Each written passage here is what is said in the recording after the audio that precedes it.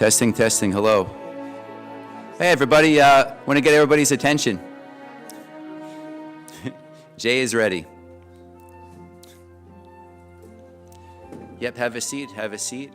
And anyways, my name is Brian Tadler. I'm the vice chair of the Friends of Sagamore Hill organization. We organized this event with the Theodore Roosevelt Association and along with the help of the town of Oyster Bay. So just want to say thank you everybody for coming to this fantastic weekend. Oh, sorry.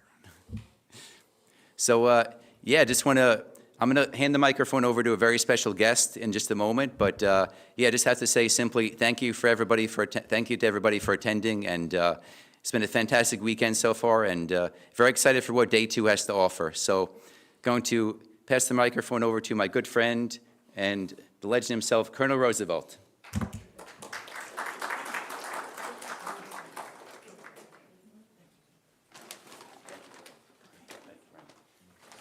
Very brief, because the person you want to hear from is sitting right there.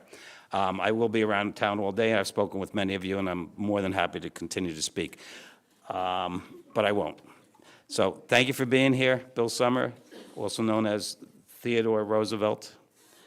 I would like to introduce Jeff, and he will give us some history. I'm sure I will learn too, and we'll have questions and answers afterwards. Sure. Okay, great. Thank you. Thank you.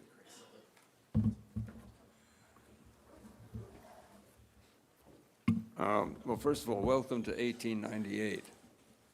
I'm bringing you some breaking news, maybe a few years late, but it's still news about Camp Wyckoff.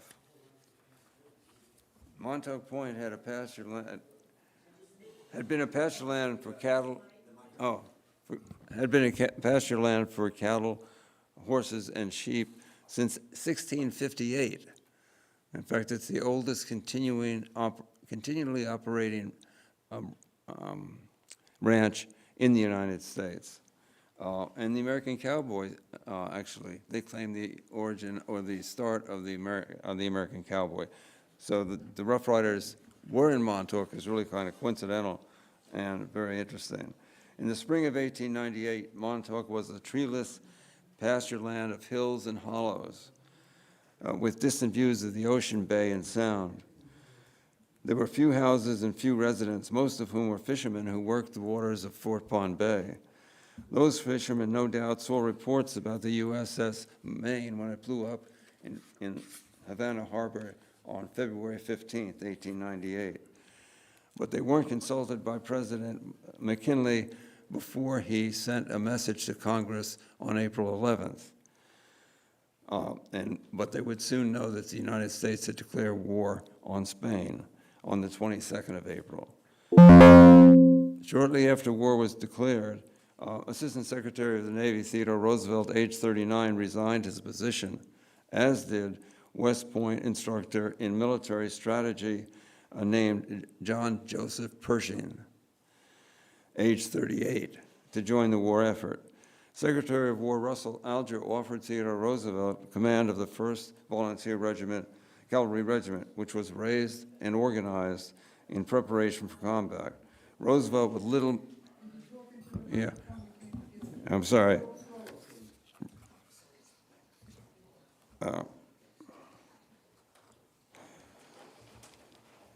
Secretary of War Alger offered Theodore Roosevelt command of the 1st Volunteer Cavalry.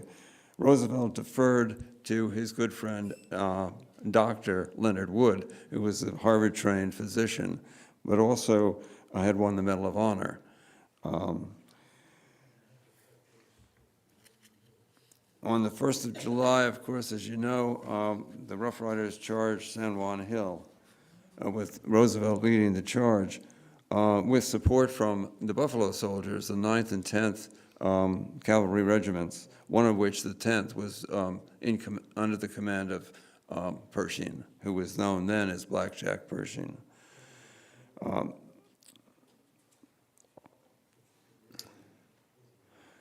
The war correspondent Richard Harding Davis, who was famous at the time,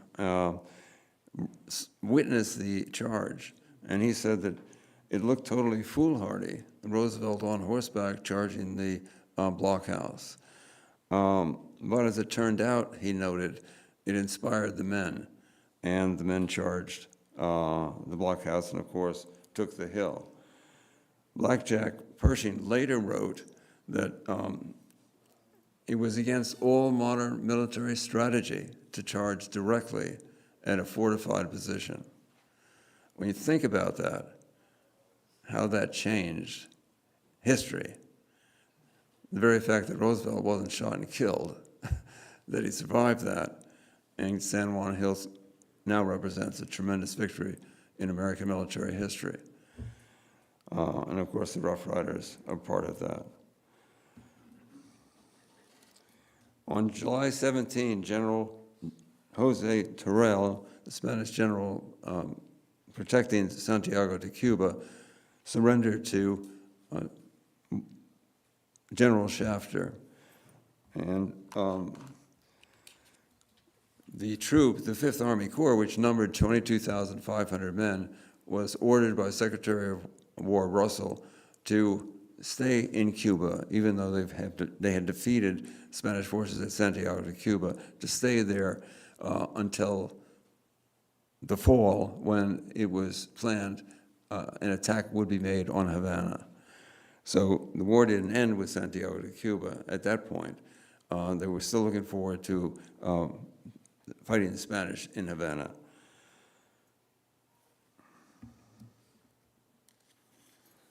Unfortunately, at about that time, it was near what they call a sickly season in Cuba.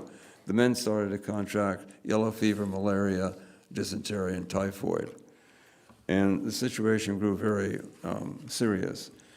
And then they got an order from the Secretary of War, Alger, that to deal with this epidemic, to move the men every other day. Now we're talking about 22,000 men. To move them every day was virtually impossible. And the only way you could do it is with the railroad. But the railroad in Cuba at that time was a narrow gauge railroad, couldn't accommodate them. So it was really an impossible order to fulfill. In fact, they said they had a meeting, the officers had a meeting to protest that particular order. And they said that the people in Washington just didn't understand the situation in Cuba at that point. Men were really seriously ill, becoming, and the diseases were spreading.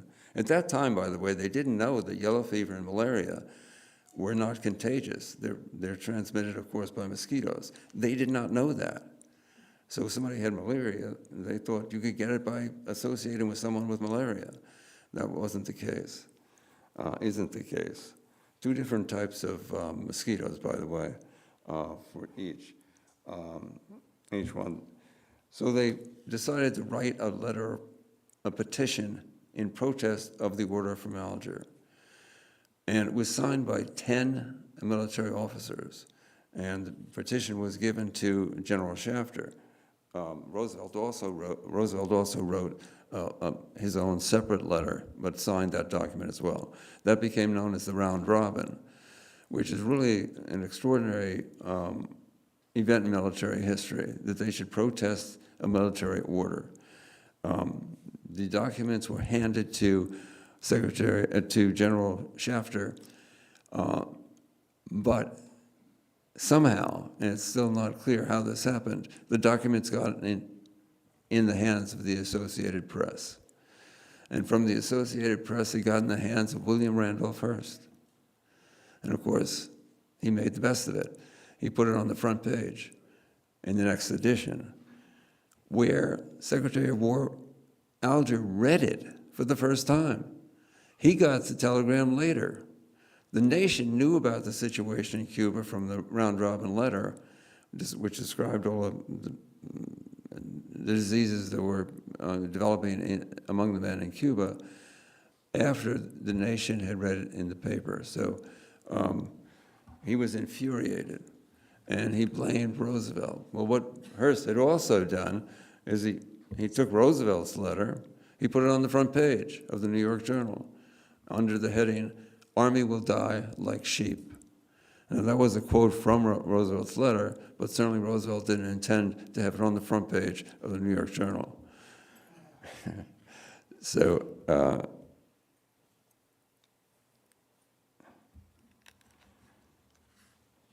Alger was so upset that he actually considered a court-martial for Roosevelt because he blamed Roosevelt for writing the letter. Not only that letter, but writing the petition. And he might not have been wrong on the petition. I think Roosevelt did write the round-robin petition. The men signed it, and of course gave it to Shafter, General Shafter. They had been preparing, Alger had actually ordered the preparation of a camp at Montauk before the round-robin letter, but it was for all the healthy men, not for men. The sick men were supposed to stay in Cuba until they recovered. Then they would be brought up to Montauk. With the round-robin letter, he changed that order, and all troops were to be brought up as fast as they could be brought from Cuba to Montauk. In addition, they had to add hospitals. They built a general hospital with 500 beds and a 250-bed detention hospital, which is basically where Montauk Manor is. And the general hospital is where the golf course is. Montauk Downs was where Montauk Downs is today. On August 12th, a peace protocol was signed in Paris, bringing hostilities to an end. And there was tremendous jubilation throughout the country, as there had been when the American troops defeated the Spanish at Santiago de Cuba. They had expected a much longer war than that. Of course, it wasn't over, but certainly to defeat the Spanish so quickly at that point was totally unexpected. But when they heard about, of course, the disease, it came as a shock. On August 15th, the transport Miami with General Wheeler, Colonel Roosevelt, and the Rough Riders arrived at Fort Pond Bay. And by the way, Fort Pond Bay was chosen, well, several reasons. Montauk was chosen, one for the isolation. It's 125 miles or 115 miles from New York City. There were very few people living there. It was a terrific campsite. It was pasture land. And it had to have two other things. It had a railroad, which had actually just been extended to Montauk in 1895, and it had a deep water harbor at Fort Pond Bay. Now, Fort Pond Bay and the railroad station are only about a mile apart. So it was really an ideal situation to bring troops back. You could bring the big transports into Fort Pond Bay, and then the railroad was there, and so was the village that actually developed around the station during the encampment. Roosevelt arrived with the Rough Riders on the 15th of August. He was welcomed home by thousands of soldiers and visitors and friends of the soldiers. It became a destination for people to go out to Montauk to see the encampment. And he was welcomed home by thousands. An officer on shore called out to Roosevelt, asked how he was feeling, and he said, I feel disgracefully well, when he looked at the condition of his men. But then he added, in a voice that reportedly could be heard a half mile away, oh, but we had a bully fight. The Rough Riders were the public's favorite regiment, as soldiers hailed from all parts of the country. Cowpunchers, miners, hunters, and ranchers from the West, alongside college dudes, athletes, and adventurers. A newspaper at the display ad in a newspaper claimed that the Rough Riders are now as popular as the 5-cent Cremo cigar. So I don't know whether that's true or not, but that's what they claimed. On August 18th, they probably were much more popular, actually. On August 18th and 19th, Colonel Roosevelt stayed at Third House. My original assignment was for my father to find out whether Theodore Roosevelt had ever stayed at Third House, which was rumored in the 1960s and before.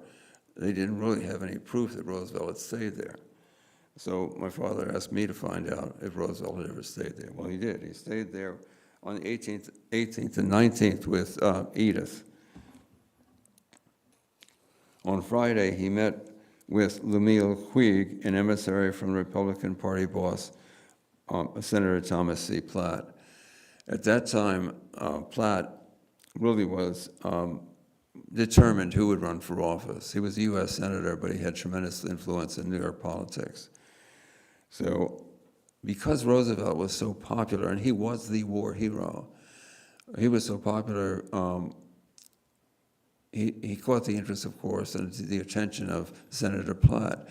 Now, curiously, and this is one of the curious things about 1898, Governor Black he is a Republican governor seeking re-election that year. So he was up for re-election. And there was a convention scheduled in Saratoga on September 27th. So here comes Roosevelt in on the 15th of August, hugely popular because he was a war hero.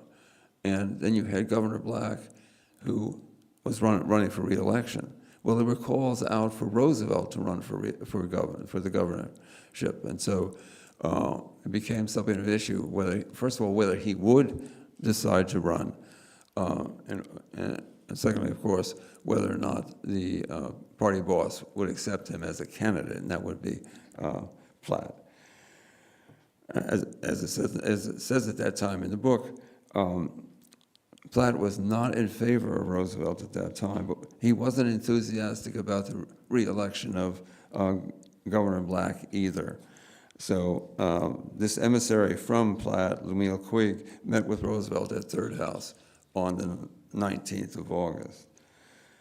On the 19th of August, the huge transport mobile was headlined in Joseph Pulitzer's newspaper, The World, as a death ship when it arrived.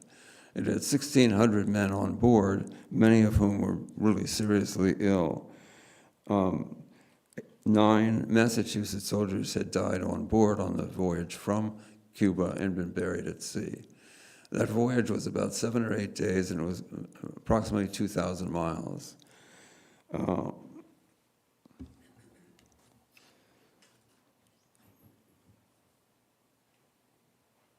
And it's curious, too, at this point, that the Sun newspaper, a New York City newspaper, reported, and the dates are important, as of that date, so the 19th, that the men only had the rations on the ship for their needs. And the Sun said that in itself was a problem for sick soldiers. On August 31st, the Allegheny, transport Allegheny arrived, and it was headlined in the Boston Globe as a floating hell, with an exclamation point. And the medical examiner who examined the men on board the Allegheny knew, for one, that it was actually a cattle ship. And he said that it was criminal that the men were put on that boat, sick men in particular, to be transported to Montauk. 12 men died on that voyage and were buried at sea. Camp Wyckoff became known as a pest camp, with soldiers who had reached home ports suffering from malaria, yellow fever, dysentery, and physical exhaustion. On August 20th, Theodore and Edith returned to Oyster Bay, where he received a rousing reception. A red, white, and blue banner, "Welcome, Colonel," was hung across Audrey Avenue. While at Sagamore Hill, Roosevelt had a private political meeting about the developing political situation with his good friend, Senator Henry Cabot Lodge of Massachusetts. On the night of August 20th, Camp Wyckoff, a tropical storm passed over Camp Wyckoff. And it was probably a hurricane, but at that point they weren't designating storms as hurricanes. So the storm in like 4 stages went over Montauk that night and knocked down the tents, scattered the soldiers and the nurses and everyone else who was there looking for shelter. 3 men died as a result of that storm. So Montauk had good points, but it also was vulnerable, especially that time of year. That was August 20th. On August 27th, Rough Rider Lieutenant William Tiffany died of starvation in Boston.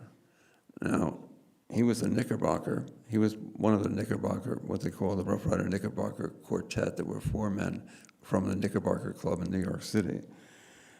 He was the grand nephew of Commodore Perry and the nephew of August Belmont. He died of starvation in Boston because of prolonged malnourishment.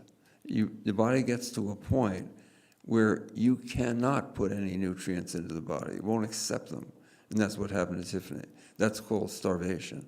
There's a name for that particular type of starvation. But when your body will not take anything in, even intravenously anyway, and absorb it, you're not going to live. And this was a shock, of course. William Tiffany was a Rough Rider and a good friend of Theodore Roosevelt. And it came as a shock to the nation that a soldier should die of starvation. As a matter of fact, the Kansas City Star expressed the outrage this way: "Think of an American soldier dying of starvation after fighting and helping with a glorious battle for his country." Roosevelt himself remarked how sad it was to have these men come back from Cuba to home port and die of the diseases they had contracted in Cuba. The hospitals at Camp Wyckoff were overwhelmed with debilitated soldiers arriving on transports daily. For the first time, the government contracted with the American Red Cross to supply nurses. Previously, all Army nurses were male. So this is a major change at the American Red Cross. The government needed the services of the American Red Cross, and for the first time in American military history, contracted with the American Red Cross.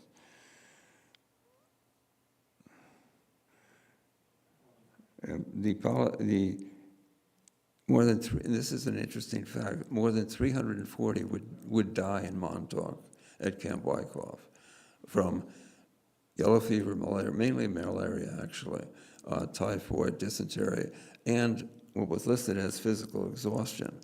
But it was listed as physical exhaustion because they were afraid to list it as starvation for fear of military discipline. The military didn't want men dying of starvation. So even if they didn't want to list it that way. So I have a list of the men who died in my book, and you'll see some of them are, the cause of death was physical exhaustion, which really essentially was starvation. Now there's a story behind the starvation, which I'll get to, but at that time they didn't know it. And also, in addition to the 340 men, or 350 men that died in Montauk during the encampment, more than 60 died on board ship on the way home from Cuba and were buried at sea, which was devastating. There's an account in my book about a family going to the information officer to find out what happened to their son. And the last thing they wanted to hear was that he was buried at sea. A young lieutenant was heard to remark, "We have everything at Camp Wyckoff. We have life and we have death." Although thousands of the returning soldiers suffered the effects of the tropical diseases, thousands of soldiers were very healthy. And for them, Camp Wyckoff became Uncle Sam's Seaside Park. With horseback riding across the hills, hiking in hither woods, swimming at the ocean beaches, and tours of Montauk Point Lighthouse. Army bands played from the hilltops throughout the day. Notes of the bugle could be heard as well. A canteen opened near the station where draft beer was sold in buckets to the men. And a casino also, which they labeled in the newspaper as Montauk's Monte Carlo, opened and offered crap shooting and triple dice. Montauk Station became a bustling village. A restaurant was opened, a general store, a post office, an express office, an officers' club, and a power plant. And by the way, the power plant was used a Westinghouse generator, and Nikola Tesla was actually one of the designers of that. And they did have electrical power online throughout the camp by the middle of September, or by the first week in September. The Army Corps of the Signal Corps had put up the poles and extended the electrical lines throughout the camp, but it wasn't functional until the first week in September. Many people visited Montauk in part because the Long Island Railroad offered a special. You could take a special, what they advertised, a special fast express train to visit Camp Wyckoff, the city of tents, they advertised, making the trip in 3 hours. This is from probably Long Island Station, because I don't think it was the trains were coming out of Manhattan at that time, but from Long Island City to Montauk in 3 hours, which is not bad. And then a round trip for $3.50. That's not bad either, but you had to use it within 3 days, otherwise you didn't get the discount. Thousands came to the Great Encampment during the 2-month existence. Perhaps none enjoyed their time in Montauk more than the Rough Riders, who held bronco busting competitions, raced on horseback across the dunes to the beach for an afternoon swim, or gathered around a campfire at night to exchange war stories. At one of those campfires, Rough Rider Max said that the colonel didn't have it in him to be afraid. And Spider said, well, he's a beaut then. An Arizona man said, and that's the fellow that we Western cowpunchers was sort of dubious about. I'd like to find a man now who would call him a college-bred dude. Often in the afternoons, Colonel Roosevelt would lead a charge on horseback of the Rough Riders to ditch planes for a quick plunge in the ocean. Emerging from the surf, he was heard to say, phew, phew, that makes a man feel alive. On another afternoon, a reporter observed Roosevelt raise his powerful, outstretched arms, take a deep breath of the ocean air, and say, I shall miss this place when it's over. On August, by the way, I have to also add this. General Wheeler was in command of the camp. He arrived back at Fort Bombay with Roosevelt. He was very popular, and he was one of, and this is a really curious fact, he was one of only 4 generals who were both generals in the Confederate generals, and then rose to a general in the U.S. Army. He was the only one of the 4 who actually saw combat in the Civil War and in the Spanish-American War. A remarkable man, served 16 years in Congress as a representative from Alabama. But his family was extraordinary too. His daughter, Lori, became known as the Camp Angel, and she was a Red Cross nurse. His son, Thomas, was an aide-de-camp, and his eldest son, Joseph, was also an aide-de-camp. Tragically, Thomas drowned at Ditch Plains one afternoon in September. It was determined, he was an excellent swimmer, and his father, of course, was devastated. He knew that he was an excellent swimmer, but he had gone swimming with a friend that afternoon, and neither one returned. They found the body the next day. They found Thomas in the rocks off of Ditch Plains. And they also found the body of Lieutenant Fitzpatrick. And it was suggested that, in fact, what had happened was Thomas had gone swimming with his friend, but his friend was recovering from fever, and he probably had some difficulty swimming, and Thomas more than likely tried to help him. Now, at that time, they didn't call them rip tides, but I would imagine it was probably a rip tide at Ditch Plains Beach. That's not uncommon, and they couldn't contend with the current, and that caused them both to drown, unfortunately. So General Wheeler is a hugely popular man at Camp Wyckoff, and the whole encampment was in mourning with the news that young Thomas had drowned. On August 31st, the military order of the Rough Riders was formally organized, membership to be handed down from father to eldest son, with the hope that this would perpetuate the name and fame of the remarkable cavalry regiment. An annual dinner was to be held on June 24th. Lieutenant Colonel Alexander Brody, a West Pointer, was elected president of the new society. On September 3rd, Boss Platt decided to favor the nomination of Colonel Roosevelt for governor, no doubt in reaction to the enduring appeal of Roosevelt. This was a radical change in his position a little over a month earlier. A political associate had said that Platt would not endorse Roosevelt, adding that Roosevelt, in his impetuous way and in his strong self-assertiveness, would not listen. Oops, I got the wrong page.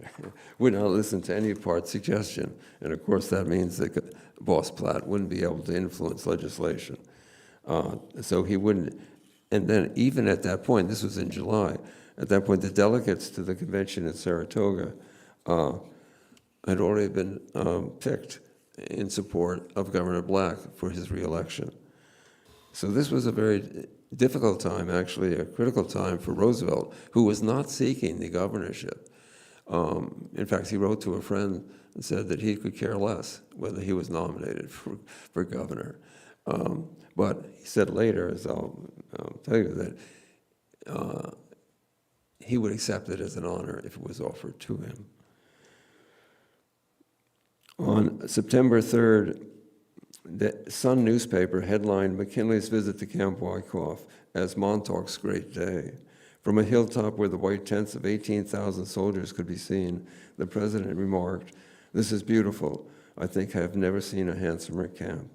During his 5-hour tour, President McKinley visited the detention and general hospitals, speaking to many of the sick soldiers, then addressed thousands of cheering soldiers on Montauk's Great Plain, which is where the village is, telling them, "I bring you the gratitude of the nation, to whose history you have added by your valor a new and glorious page. You have come home after 2 months of severe campaigning, which has embraced assault, siege, and battle, so brilliant in achievement, so far-reaching in results as to earn the unstinted praise of all your countrymen." Now, you have to understand this. This is 1898, before the First World War, the Second World War, the Korean War, Nagasaki, Hiroshima, all the wars that have followed. They had no idea that was going to happen, of course. No one did. So when he said a glorious page, he meant page. He didn't know that chapters would follow, nor that quickly. So you have to, when you're thinking about 1898, you have to forget about radio, forget about television, forget about internet, and forget about social media. The only news was by newspaper or letter or word of mouth. So in saying that, it sounds almost kind of silly in a way, added a glorious page. But when you put it in the context, it was a glorious page. And it's just unfortunate what happened after that.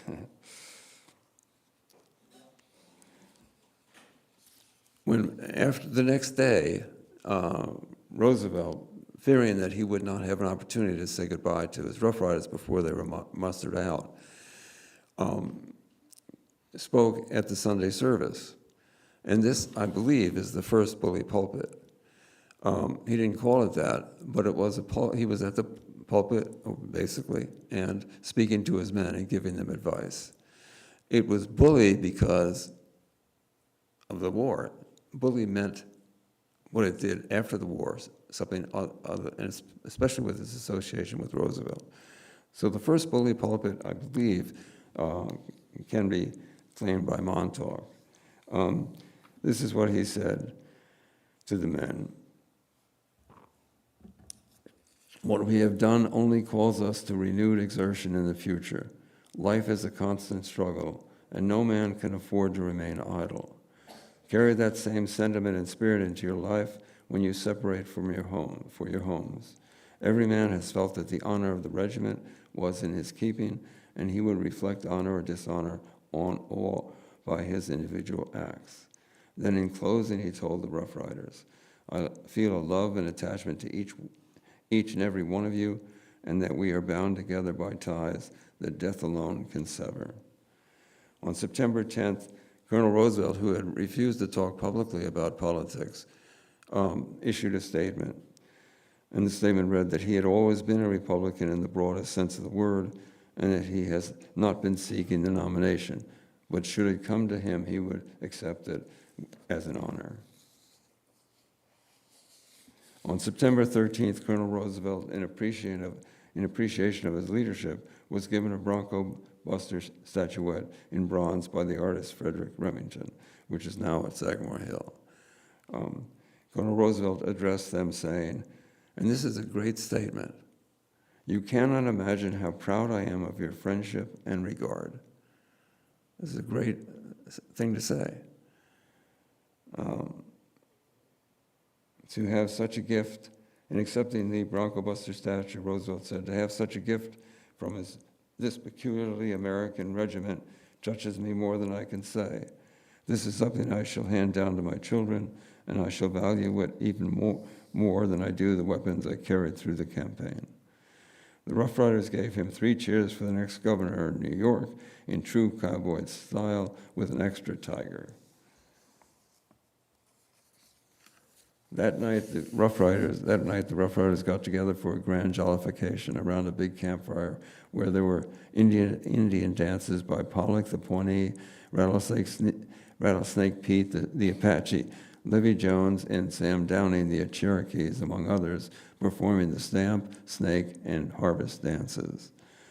Colonel Roosevelt was mustered out of service on September 14th and left for Sagamore Hill on the 15th, 1 month since his arrival at Fort Bombay. So the Rough Riders basically they only existed for like 4 or 5 months. One of the months was spent in Montauk. On Saturday, September 17th, Colonel Roosevelt met with Thomas C. Platt, the Republican political boss, at the Fifth Avenue Hotel. Afterwards, Roosevelt said that the meeting was pleasant, interesting, and satisfactory, and that no conditions were suggested.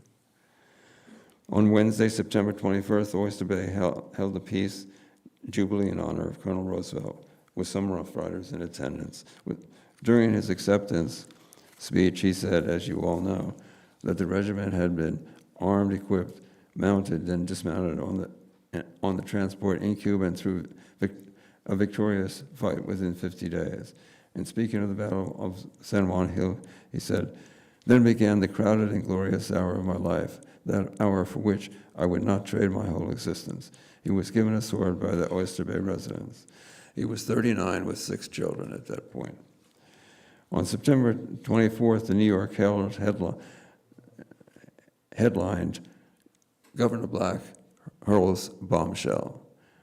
Roosevelt is not a New York resident and cannot therefore run for governor." This is Governor Black, who was seeking re-election, found that Roosevelt had signed a document when he was in Washington, D.C., saying that he was a resident of Washington, D.C. So a great deal of confusion 3 days before the convention about whether or not Roosevelt was even eligible to run for governor.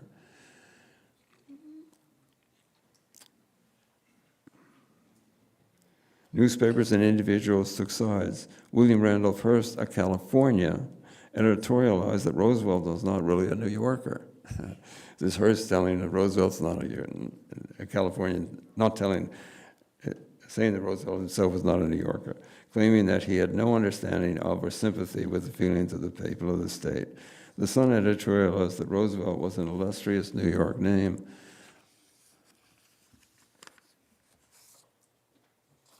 and to suggest that he was not was absurd. Roosevelt himself called the charge of him not being a resident, he called it rubbish. On September 27th, Theodore Roosevelt's name was put into nomination by famed orator Chauncey Depew, who said, and this is a quote from the speech, "For this year, for this crisis, for the voters of the Empire State, for the young men of the country, and the upward, onward, and outward trend of the United States, the candidate of candidates is the hero of Santiago, the idol of the Rough Riders, Colonel Theodore Roosevelt." Then famed lawyer Elihu Root dismissed the charge that Theodore Roosevelt was not a resident of New York State. A vote was taken, and Theodore Roosevelt was unanimously nominated. The Republican candidate, on October 5th, the Republican candidate Roosevelt gave his first campaign speech to an overwhelming crowd at Carnegie Hall. It was remarked at the time that the speech was more fitting for a presidential candidate as it spoke of national issues. But he did turn the podium into a pulpit when he said, and this is a very important statement, this was at Carnegie Hall, a tremendous event, political event at that time. He said, "In dealing with our citizens, it is always best, where possible, not to treat any one group as a class apart. On most points, the interests of the working man are simply those of all good Americans. Yet he has special interests. Wherever he can be helped, he most certainly should be helped. Though material prosperity is indispensable, yet it cannot by itself atone for the lack of that higher and finer moral and spiritual excellence which ultimately counts for more than all else in the true life of a great nation." Of course, that means something today different than it did then, in the context of today. The New York press reported that when he finished the speech, the Rough Riders on stage were in a, quote, broad grin of delight. Then the Republican nominee for governor was given the heartiest and most vociferous applause ever given a speaker on a New York platform. Then Roosevelt began his campaign for governor throughout the state of New York with little time before election. That was October 6th that he gave the speech. He was nominated on September 27th. The election was scheduled for November 8th. In October, it should be noted, reports, now this is the thing that's interesting in regard to what I mentioned before, physical exhaustion.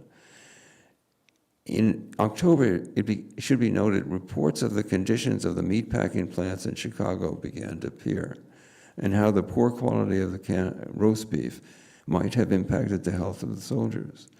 This became known as the Army beef scandal of 1898. This is hugely important, and it wasn't too much later that Sinclair Lewis would write his book, and I think it impacted Roosevelt in establishing the Food and Drug Administration, or department. Apparently, this is critical also of Secretary of War Alger. Alger decided not to supply beef to the men, but to supply canned beef. The corned canned beef was excellent, largely because of the salt, but the roast beef, canned roast beef, was inedible. So the men were actually forced into starvation because they couldn't retain the roast beef that was part of their rations. At that time, they didn't know this, that it was from the poor quality of the canned roast beef, even though I think it was General Miles, said that it was like embalmed beef, that roast beef from the Chicago. So this became known as the Army beef scandal of 1898. Some of these things are amazing because when you look back, they thought yellow fever and malaria were contagious. They had no idea that poor beef quality might be impacting the health of the soldiers. So actually, ultimately, I think that the poor supply of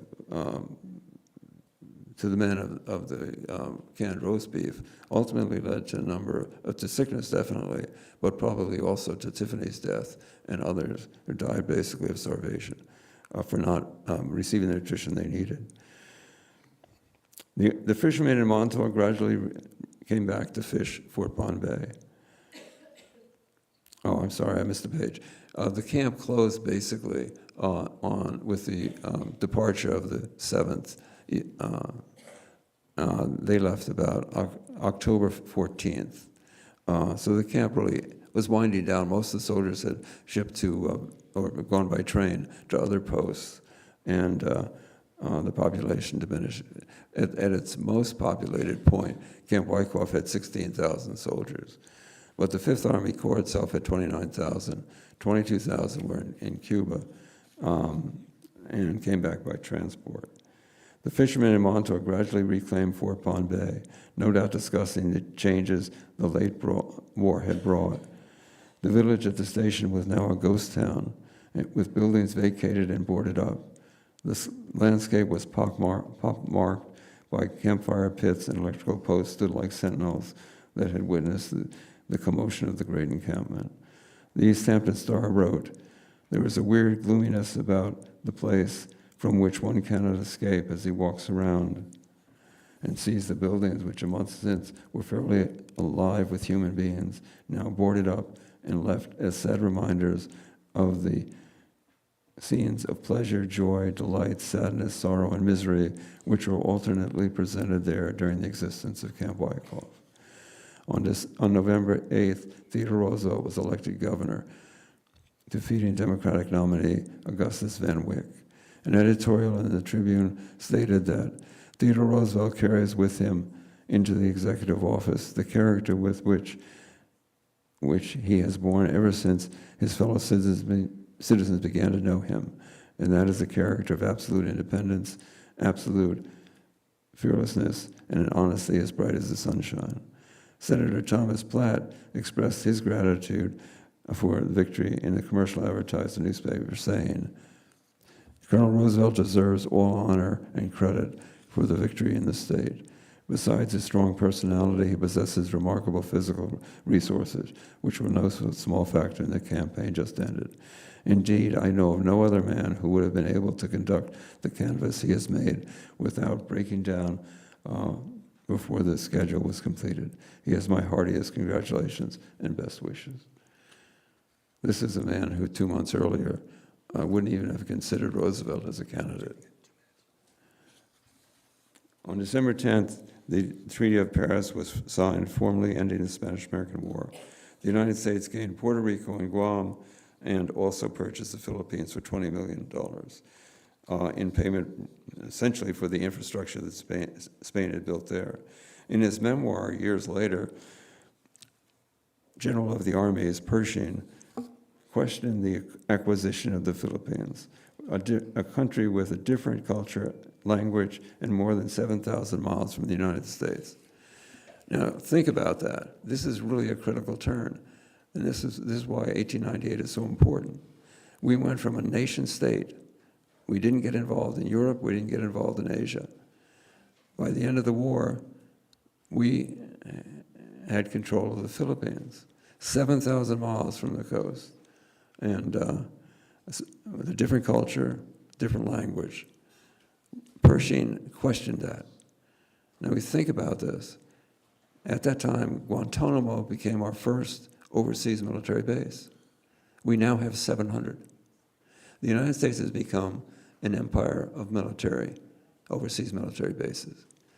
It may not be said that may not be said anywhere, but in fact that's the case. We have military bases all over the world, starting with Guantanamo. By the way, the other thing I want to mention on my website, I have proposed a National Military Park for Montauk, which has the support of West Point. If you're interested, you can see that. It would be an overlay park using town, county, and state land. Thank you very much.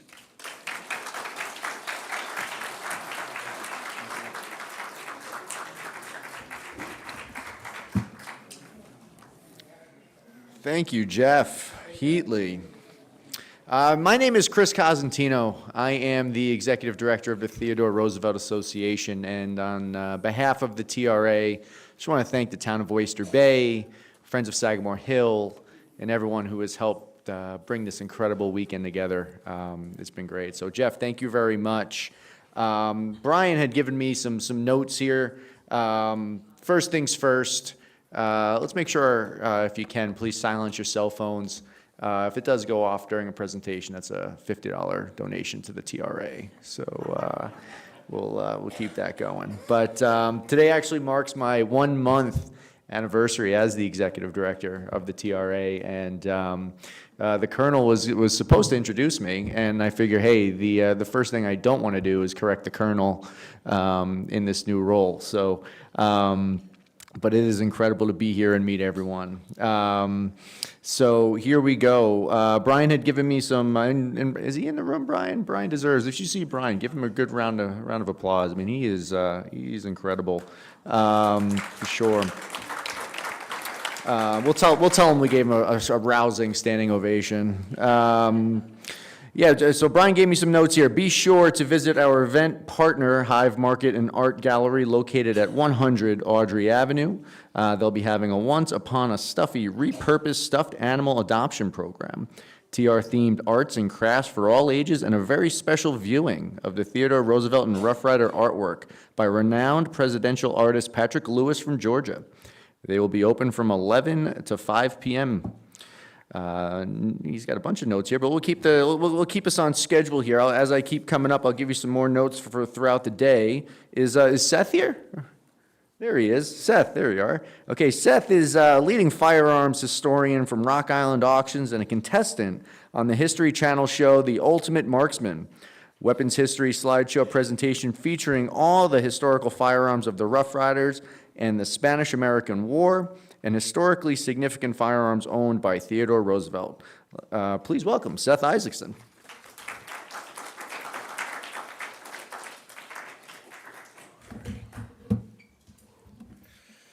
All righty. So can everybody hear me okay? I'm not too loud. I'm not blowing out eardrums. Okay. So I'll try to make this a little nice and smooth. My name is Seth Isaacson. I am a firearms historian. I work at Rock Island Auction Company, which is the leading firearms auction house. We deal primarily in historical and collectible firearms, but we also sell just about every other kind of firearm you can imagine, and swords and whatnot. So as you mentioned, I was on the History Channel for the Mountain Man Ultimate Marksman. But to me, more importantly to me, is my work at Rock Island Auction Company. The group down in the bottom corner there is most of my team at Rock Island. I am now the describer supervisor, so I lead the team that writes the catalog descriptions and still write descriptions myself. I like this particular photo from the Battle of San Juan Hill the best. Most people are probably more familiar with the cropped-in version. But I really like this one because it shows just how many men were involved. Obviously, there were more than this even involved in the battle. But this one also shows a little more of the weaponry than you will see in most of the other photographs. Roosevelt himself wrote that our arms were the regular cavalry carbine, the Krag, a splendid weapon, and the revolver. A few carried their favorite Winchesters, using, of course, the new model, which took the government cartridge. We felt very strongly that it would be a waste of time to try to train our men to use saber, a weapon utterly alien to them. But with the rifle and the revolver, they were already quite familiar. And as it, of course, turned out, they fought dismounted. So if they had wasted their time training with a cavalry saber, it would have been an utter waste because they wouldn't have even had them with them. If you zoom in on this photograph, you can see some of the men in the photographs are carrying their Krags. In the zoomed-in version, there's not nearly as many, but you can see one just down below Roosevelt, and then, of course, he has the famous USS Maine revolver there on his hip in his holster, which we'll get to in a little bit. This particular Krag carbine is one that was issued to Malcolm D. Lincoln of Troop G. Thanks to National Archive records, we can actually identify a lot of the rifles that were actually used by the Rough Riders positively. And they basically all were issued Krags with a few exceptions. The Krag was a new weapon in the 1890s. It was actually developed in Europe, which is kind of unusual. A lot of other American weapons were designed here at home. And the Krag is a bolt-action rifle. It's a 6-shot if you have one in the chamber already. And one of the more interesting design aspects of it is that gate you see on the side is how you load the Krag, which is very unique. We'll get to that in a second. As you can see in this photograph, you can see the gates open, and there's a diagram from the U.S. military manual from the period showing how the cartridges stack sideways, and they are spring-fed upwards and into the action. So it's a very unusual design compared to what most people think of when they think of a bolt-action military rifle. The Krag was the first U.S. military firearm using smokeless powder. So instead of black powder, which produces a big puff of smoke every time you fire it, the Krag has very little smoke that comes out the front, which is an advantage in battle because it does not give away your position. It also doesn't obscure your view. And it's cleaner too, so it makes your weapons a little more efficient and you don't have to clean nearly as often. This photograph was provided to me by a friend of mine named Clay Sherman. I like this photograph because it shows you how the cartridges actually stack into the side of the action. And then you would just slap that closed and it would automatically feed through. This is one of the more famous pictures of the Rough Riders. This is William Pollock, and you can see him mounted with one of his Krags. This example was issued to Sergeant Raymond Morse of Troop G. For whatever reason, a lot of the examples that I've had the chance to work with all come from Troop G. And this is Troop G at Montauk, and you can see them with their Krags here. If I'm going too fast, let me know. I'm just trying to catch us up on time slightly for some of the more straightforward pieces here. This one is an example that was identified to the 9th U.S. Cavalry, which also fought, of course, at the Battle of San Juan Hill. And this kind of shows you the other side of the design. I didn't want to leave that out, but there's what you see on the side there is what's called a saddle ring. That's how they would have attached their sling when they were carrying it on horseback. That way, if they lose control of their weapon, they start to drop it, it will be hooked to their body so they don't actually lose it. This one I included, this is one of the carbines that was actually used in the series, The Rough Rider.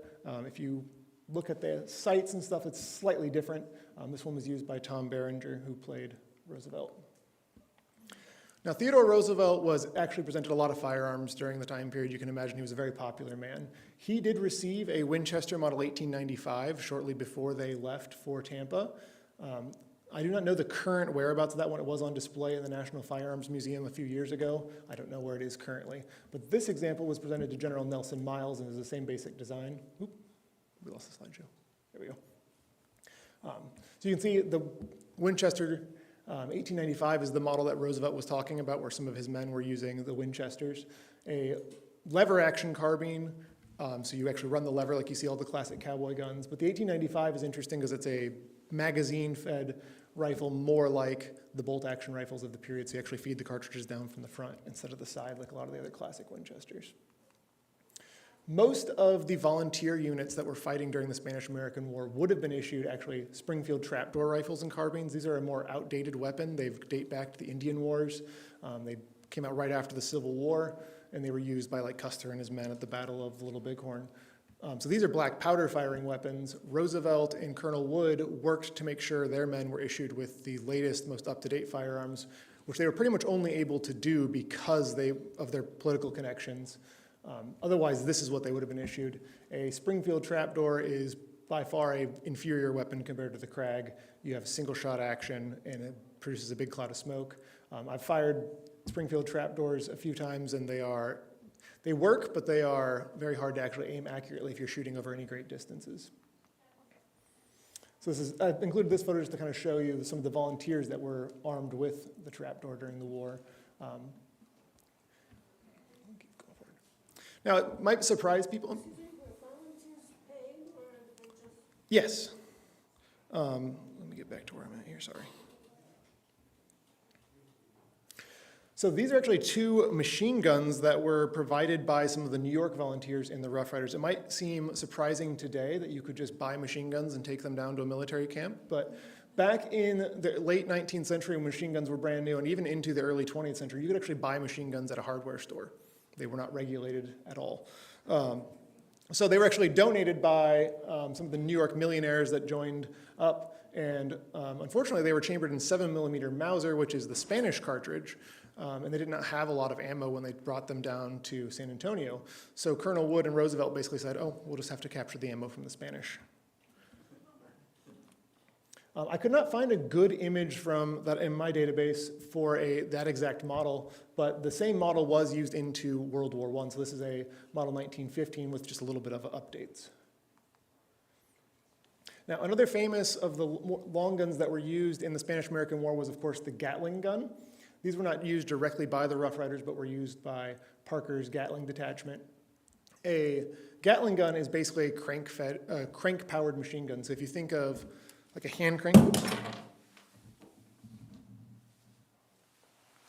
you can hand crank the back, so they kind of fire hundreds of rounds a minute. And they're firing the same ammunition that the Springfields that are being used by the Rough Riders are being using, but because they can fire so much faster, they give a suppressive effect. So during the Battle of San Juan Hill, they famously pulled up the Gatling guns and started cranking away, and that causes the Spanish to have to take more cover than they would have just against the Rough Riders and the regular cavalry.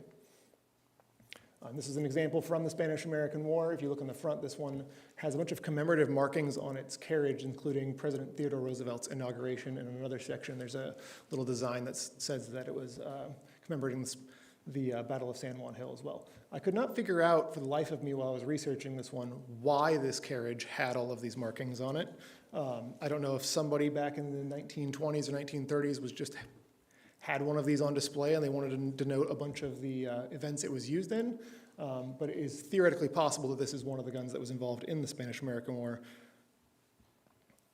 One of the more unusual weapons of the Rough Riders was the Sims Dudley dynamite gun. This is a very unusual weapon, and I have to admit, I do not actually know a whole lot about them. But basically, they're using compressed air to fire like gelatinous nitroglycerin that explodes. So it literally is firing basically liquid. Exactly, it's exciting, right?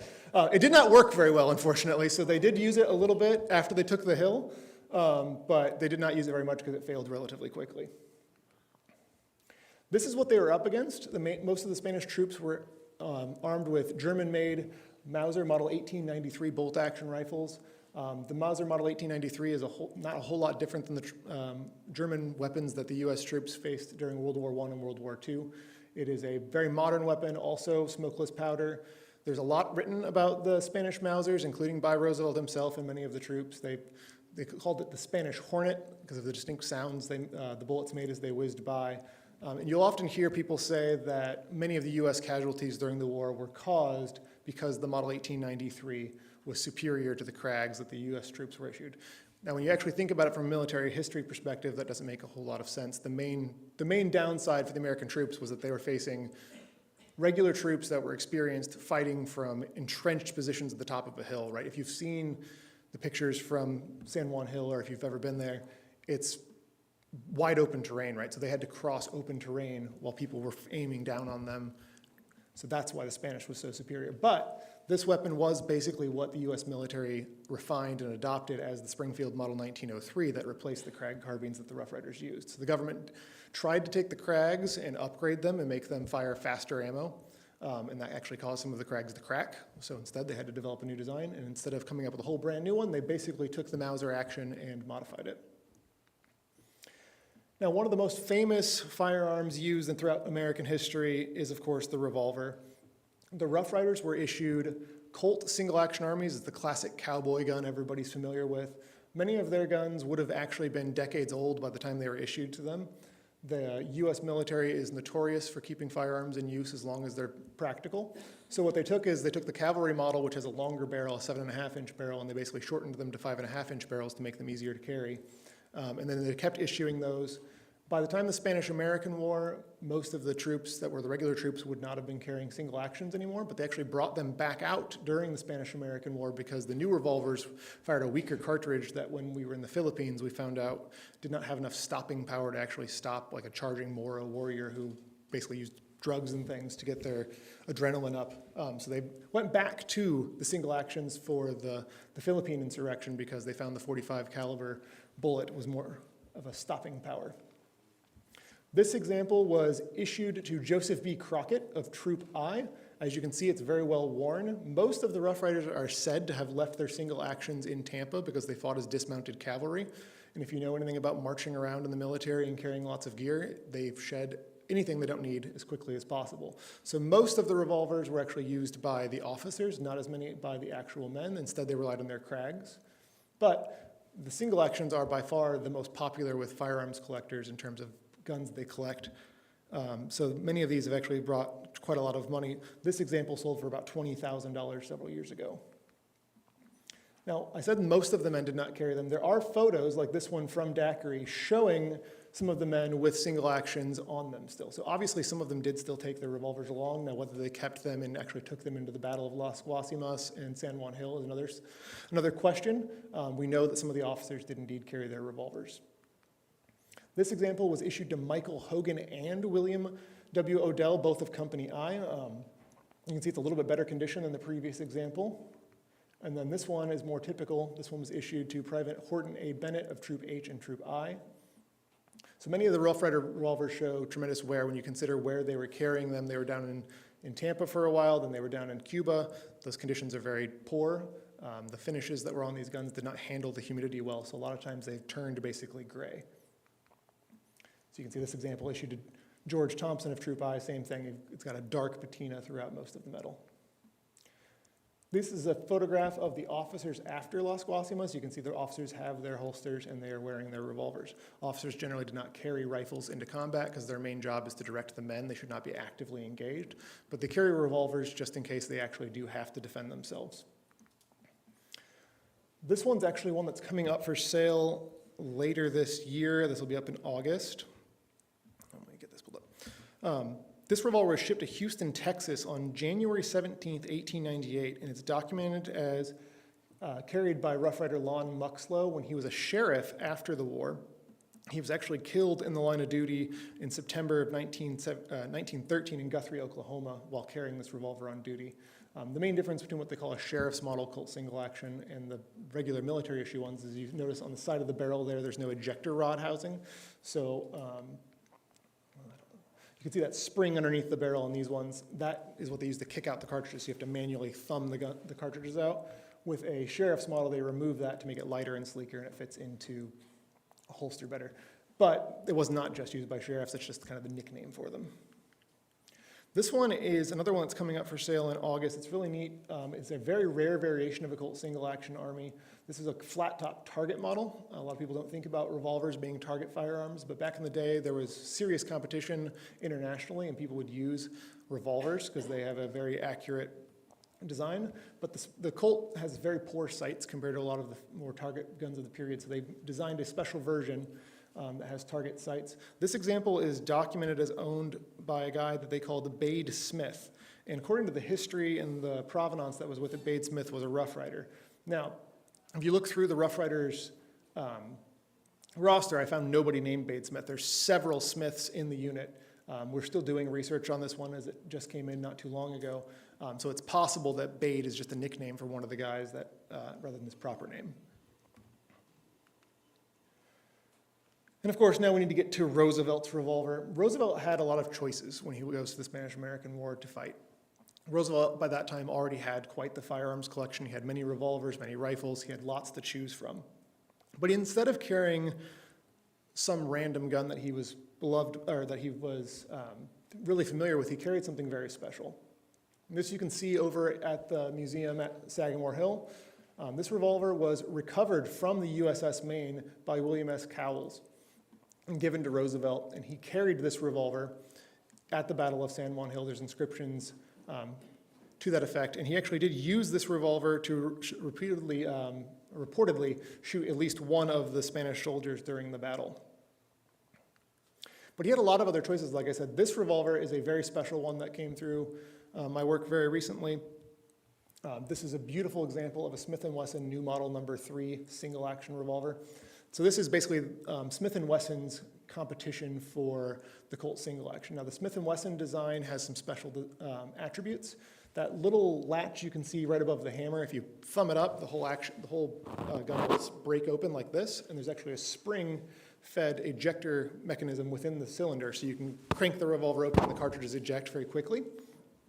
But despite being a more advanced design, it was much more sensitive to dirt and dust, so it is actually not as suitable for military use. But this revolver was actually shipped to Roosevelt the same day that he left for San Antonio to join with the Rough Riders. So he probably did not receive it before he got there, but it was obviously intended by Smith & Wesson as a special piece that he could carry into battle, because firearms companies are always looking for opportunities to promote themselves, right? They want government contracts, they want the public to want to buy their guns. Smith & Wesson is basically trying to compete with Colt, so they give a special revolver to Roosevelt right before he leaves, and it's chambered in .38 long Colt, which is the same cartridge that the USS Maine gun would have been chambered for. That's the cartridge that was used by the government for the standard issue guns. Smith & Wesson does not normally offer their firearms in Colt's calibers, so to have one in .38 long Colt is itself already very special. To have it factory engraved like this by Gustav Young, a well-known engraver, also special, and then to have it documented by the factory records as issued to or given to Roosevelt is even more. So this revolver actually sold for nearly $1 million. One other revolver was also shipped to Roosevelt before they actually left to Cuba. This one is an example that's coming up for sale in August as well. Actually, when I talked to my boss about coming here to speak about it, he made sure that we booked this into the auction so that I could have a chance to show it off. It's a really neat piece. Like the one I was just showing, it's a Smith & Wesson. This one's a double action revolver, so all the other revolvers we've talked about so far are single action. You actually have to manually thumb the hammer back, and that rotates the cylinder. With a double action revolver, you can just pull the trigger, the cylinder rotates, the hammer cocks back and drops automatically, so you can fire them much faster. Like the other one that was issued to Roosevelt, if you thumb open the top of the action, it breaks open. So this design, you can actually load much quicker. This one was, This one was given to Colonel Embry P. Clark of the 2nd Massachusetts Volunteer Infantry Regiment. This is one of only 3 state units that actually got to fight in Cuba. They fought at Las Guasimas. They came up and helped reinforce the Rough Riders, and then they fought at El Caney and the Siege of Santiago. So this revolver is in .38 long Colt. Roosevelt received one at the same time that Colonel Clark did, and it's consecutively serial numbered, both again in .38 long Colt. To my knowledge, they are the only 2 of this model ever made in .38 long Colt. So very special pieces that, again, clearly Smith & Wesson was trying to get them into their hands before they left to Cuba. And it looks like Clark's may have seen some use. Roosevelt's did not. Major General Wood also owned one of this same model later in his career. So this is that example. This one is chambered in the normal .44 Russian cartridge that was used by the Russian military, but was also adopted by a lot of civilians in the United States. And then this fancy one, this is another Smith & Wesson, so you can kind of see there's a bit of a theme here going. Smith & Wesson's trying to make their way into the market. They were the first company to actually issue and make revolvers that took metallic cartridges. So they had a heads up on Colt, but Colt got the government contract, so Smith & Wesson was forever playing catch up. This one was presented to J. Lorimer Warden, one of the millionaire volunteers for the Rough Riders, and you can see it was presented from his friends in 1898. What's the handle made of? The handle is made of mother of pearl.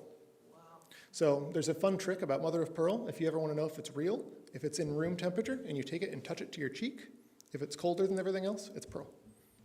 It's weird. So you'll see it when you walk through the gun auction house. It's very weird. We used to do it on purpose to weird people out.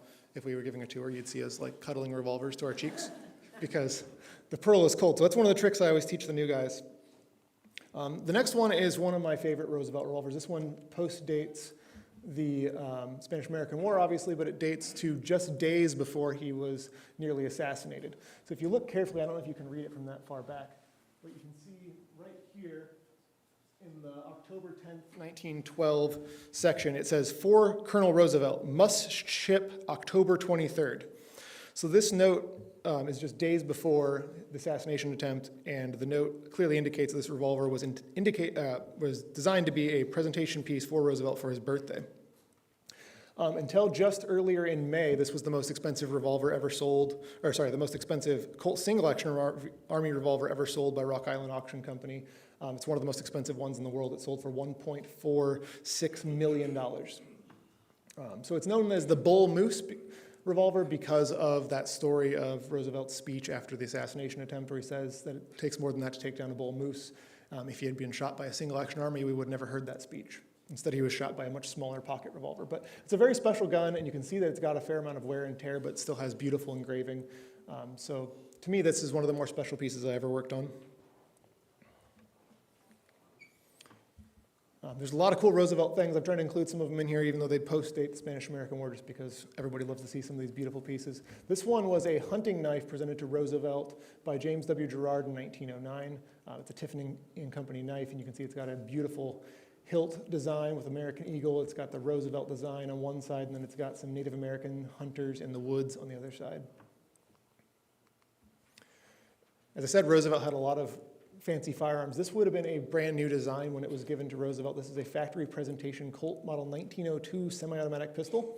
It has an ideal shoulder stock. So back in the 19th century and into the early 20th century, it wasn't uncommon to put stocks on pistols to make them more accurate. Because of some of the more modern firearms laws, that would be classified as a short-barreled rifle now and would be illegal. But at the time, that was perfectly normal. And this one's kind of unusual because that shoulder stock actually doubles as a holster. But you can see it's got TR in gold inlay on the side. Now, this is probably one of my favorite pieces I've dealt with from Roosevelt's personal collection. This gun was actually here as part of the Boone and Crockett Club at Sagamore Hill for many years. This is a massive 70 caliber Hawken rifle from Roosevelt's collection, and it was, per Roosevelt, it was also previously owned by the famous frontiersman Kit Carson.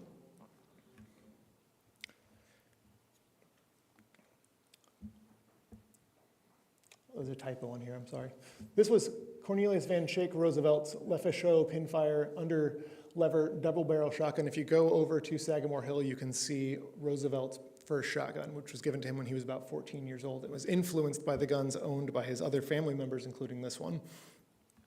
And 14 years old is a special age for the Roosevelt family when it comes to firearms. This is Kermit's Parker Brothers 20-gauge shotgun, obviously a much more modern design, but it was also given to him when he was around 14 years old, while his father was the president. And if you look through some of the Roosevelt papers, you can see other letters with Theodore Roosevelt writing to his friends about hunting. He obviously considered hunting a very important pastime for young men. And you can see that he talks about Ted actually going on his first hunt when he was also around 14 years old. So you can kind of see this theme that was like a milestone age for the Roosevelt family. Both of the firearms in this picture are different guns from the American West that were owned by Arthur William Merifeld, a guy who a lot of people don't actually know very well, but he was one of Roosevelt's partners in the West. And Roosevelt was a good friend to almost everybody he met, it seemed like. And Merifeld was one of his first hunting partners. If you look at the watch off to the side there, it's probably hard to read. Let me see if I can pull it up a little closer.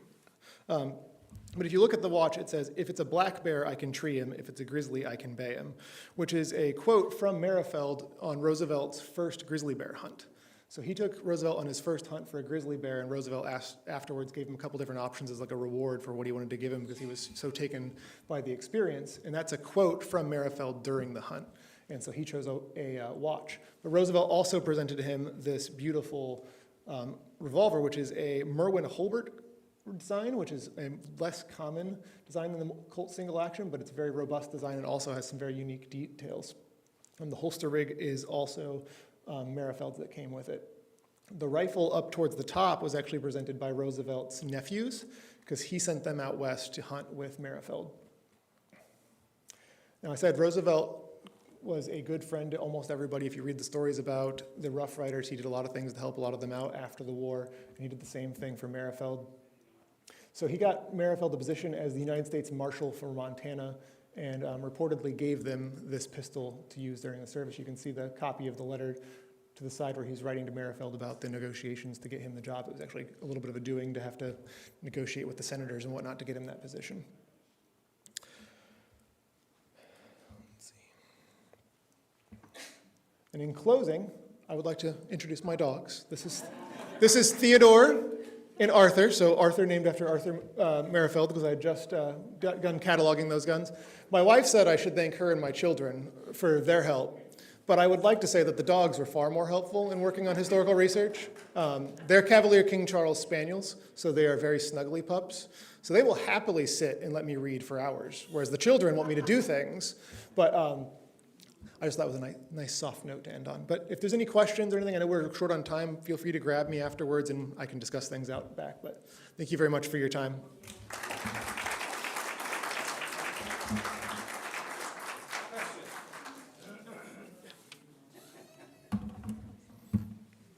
I was wondering if you were going to bring it in. Yeah. Turn the lights up. See the lights up. Great to have the dogs in the back.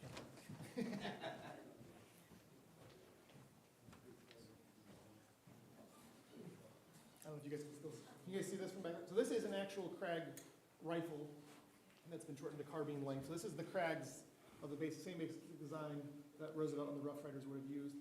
You can see the loading gate that I was talking about before. So it's actually a very easy to load design. You just drop the cartridges in, slam it closed. One of the things that is interesting that I didn't mention earlier, I guess I should have brought up, is if you look at the switches on this gun, most of the U.S. military firearms up to this point were single-shot rifles. It was part of military doctrine to keep the rate of fire slow because we have to obviously give them enough ammunition. We don't want them blowing through their ammunition, but it's pounding away. So one of the things that is on the Krag is there's a switch that actually cuts off the cartridges, so you can single load it one at a time. And if you get into a hot fight and you need to fire quickly, you just switch the switch off and then you can run through the other 5 cartridges. But a very cool design. If you ever operate a Krag bolt, it is one of the smoothest bolt action rifle designs you'll ever see. But Are they American manufacturer or German? American, designed by Norwegians, but manufactured at Springfield Armory in Springfield, Massachusetts, which was the main U.S. military armory for many decades. Back from the 1790s all the way through the World War, Springfield was one of the main manufacturers for U.S. military firearms. But thank you, Colonel. My pleasure. I'll just walk off with There you go. They won't mind me taking that on the plane, right? Exactly. One of the things Yeah. that's on here, and it's hard, The Rough Army, the Rough Riders constitute, what they conscripted or all fully volunteers? Were they from the whole United States of the time, or were they just local New Yorkers? They were volunteers. They were meant to be all drawn from the Western territories. But Roosevelt saw that there was lots of demand to join the unit. They actually had to turn people away because they had so many people trying to enlist in the unit. They actually raised the number of soldiers they were allowed to enlist because there was so much demand to join. But most of the men were from out west, but there was contingents from New York that did join. A lot of them came from Arizona, New Mexico, and Texas. And what was their motivation to join? To serve their country. So it was a very patriotic moment. It was, for a lot of these men, it was their opportunity to prove themselves in the battlefield. That was kind of one of the things, if you read from Roosevelt's accounts, his father didn't fight in the Civil War because of family politics. And he saw this as the opportunity to prove his family's honor on the battlefield. A lot of these men, like the millionaires you can think of, they had no reason they had to fight this war, right? They went because they had a sense of duty and they had a sense of honor and they had a sense that they wanted to prove themselves for their family and kind of establish that long term. What was the threat to the United States that made people feel they were defending their country? So there's the USS Maine, where that revolver came from that I talked about. The Maine blew up in Havana Harbor. It is still disputed to this day what actually happened, why it exploded. But basically, the newspapers ran that the Spanish had blown up our ship. So you see the same thing later, obviously, with Vietnam, the same kind of stories. So the U.S. military got involved because we were trying to support the Cuban revolutionaries who were trying to oust the Spanish in the same way that we had fought against the British decades and decades earlier. We saw it as an opportunity to basically kick foreign powers out of the New World, which we considered our domain. But we were also trying to fight on the side of the Cubans, who were basically being held in, for lack of a better word, concentration camps during parts of this war, and there was lots of starvation, and the Rough Riders actually had lots of accounts of the locals coming to them trying to get food because they were starving. So it was a humanitarian thing, but for many of the Americans, it was an opportunity to basically prove how tough the Americans were. But.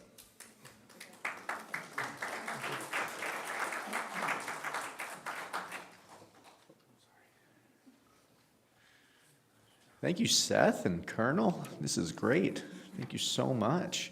A couple of more announcements. As you can see around the room, we've got some silent auction items with the Friends of Sagamore Hill featuring fun TR-themed items and memorabilia.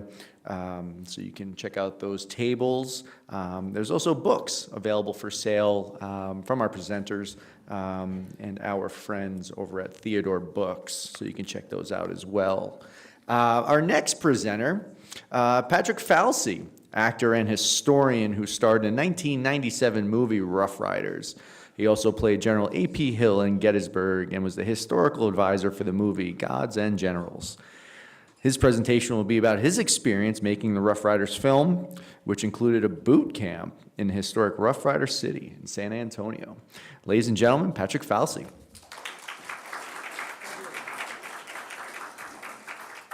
Thank you, everyone. We're going to leave the lights on because I want you to see me. I'm an actor. Remember that? And I got a question for everybody. How many people have seen the movie Rough Riders? 2, 3?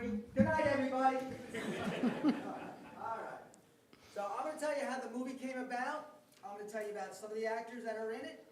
I'm going to tell you about the location, how we filmed it. But right now, about all the technical stuff, see I go back in the 19...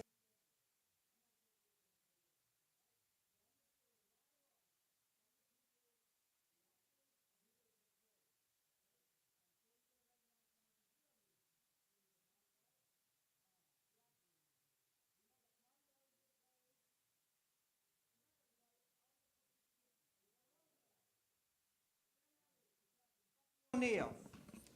Gary Busey, General Joe Wheeler, who I portrayed yesterday, if you were here. Dale Dye, I'll talk about him in a little while. Colonel Leonard Wood. And of course, the director was John Milius, great director, and I'll talk about him, what he's done. And I'm going to rattle off some of the actors and who they portrayed. And I'm sure many will know the actors or the historical person. Mark Moses, Woodbury Kane. James Parks, William Tiffany. Holt McConnelly, Hamilton Fish. Titus Welfer, played B.F. Goodrich. Chris Noth. You know Chris Noth? Who watched Sex and the City? Huh? Come on, Chris Noth. All right. Craig Wansworth. Brad Johnson played Henry Nash, and good old Buck Taylor, the great Western actor, played George Neville. Brian Keith, the great Brian Keith, who this movie Rough Rider is dedicated to. Brian Keith portrayed President William McKinley. And in the earlier movie, also directed by John Milius, The Wind and the Lion, Brian Keith portrayed Theodore Roosevelt. President Roosevelt, matter of fact.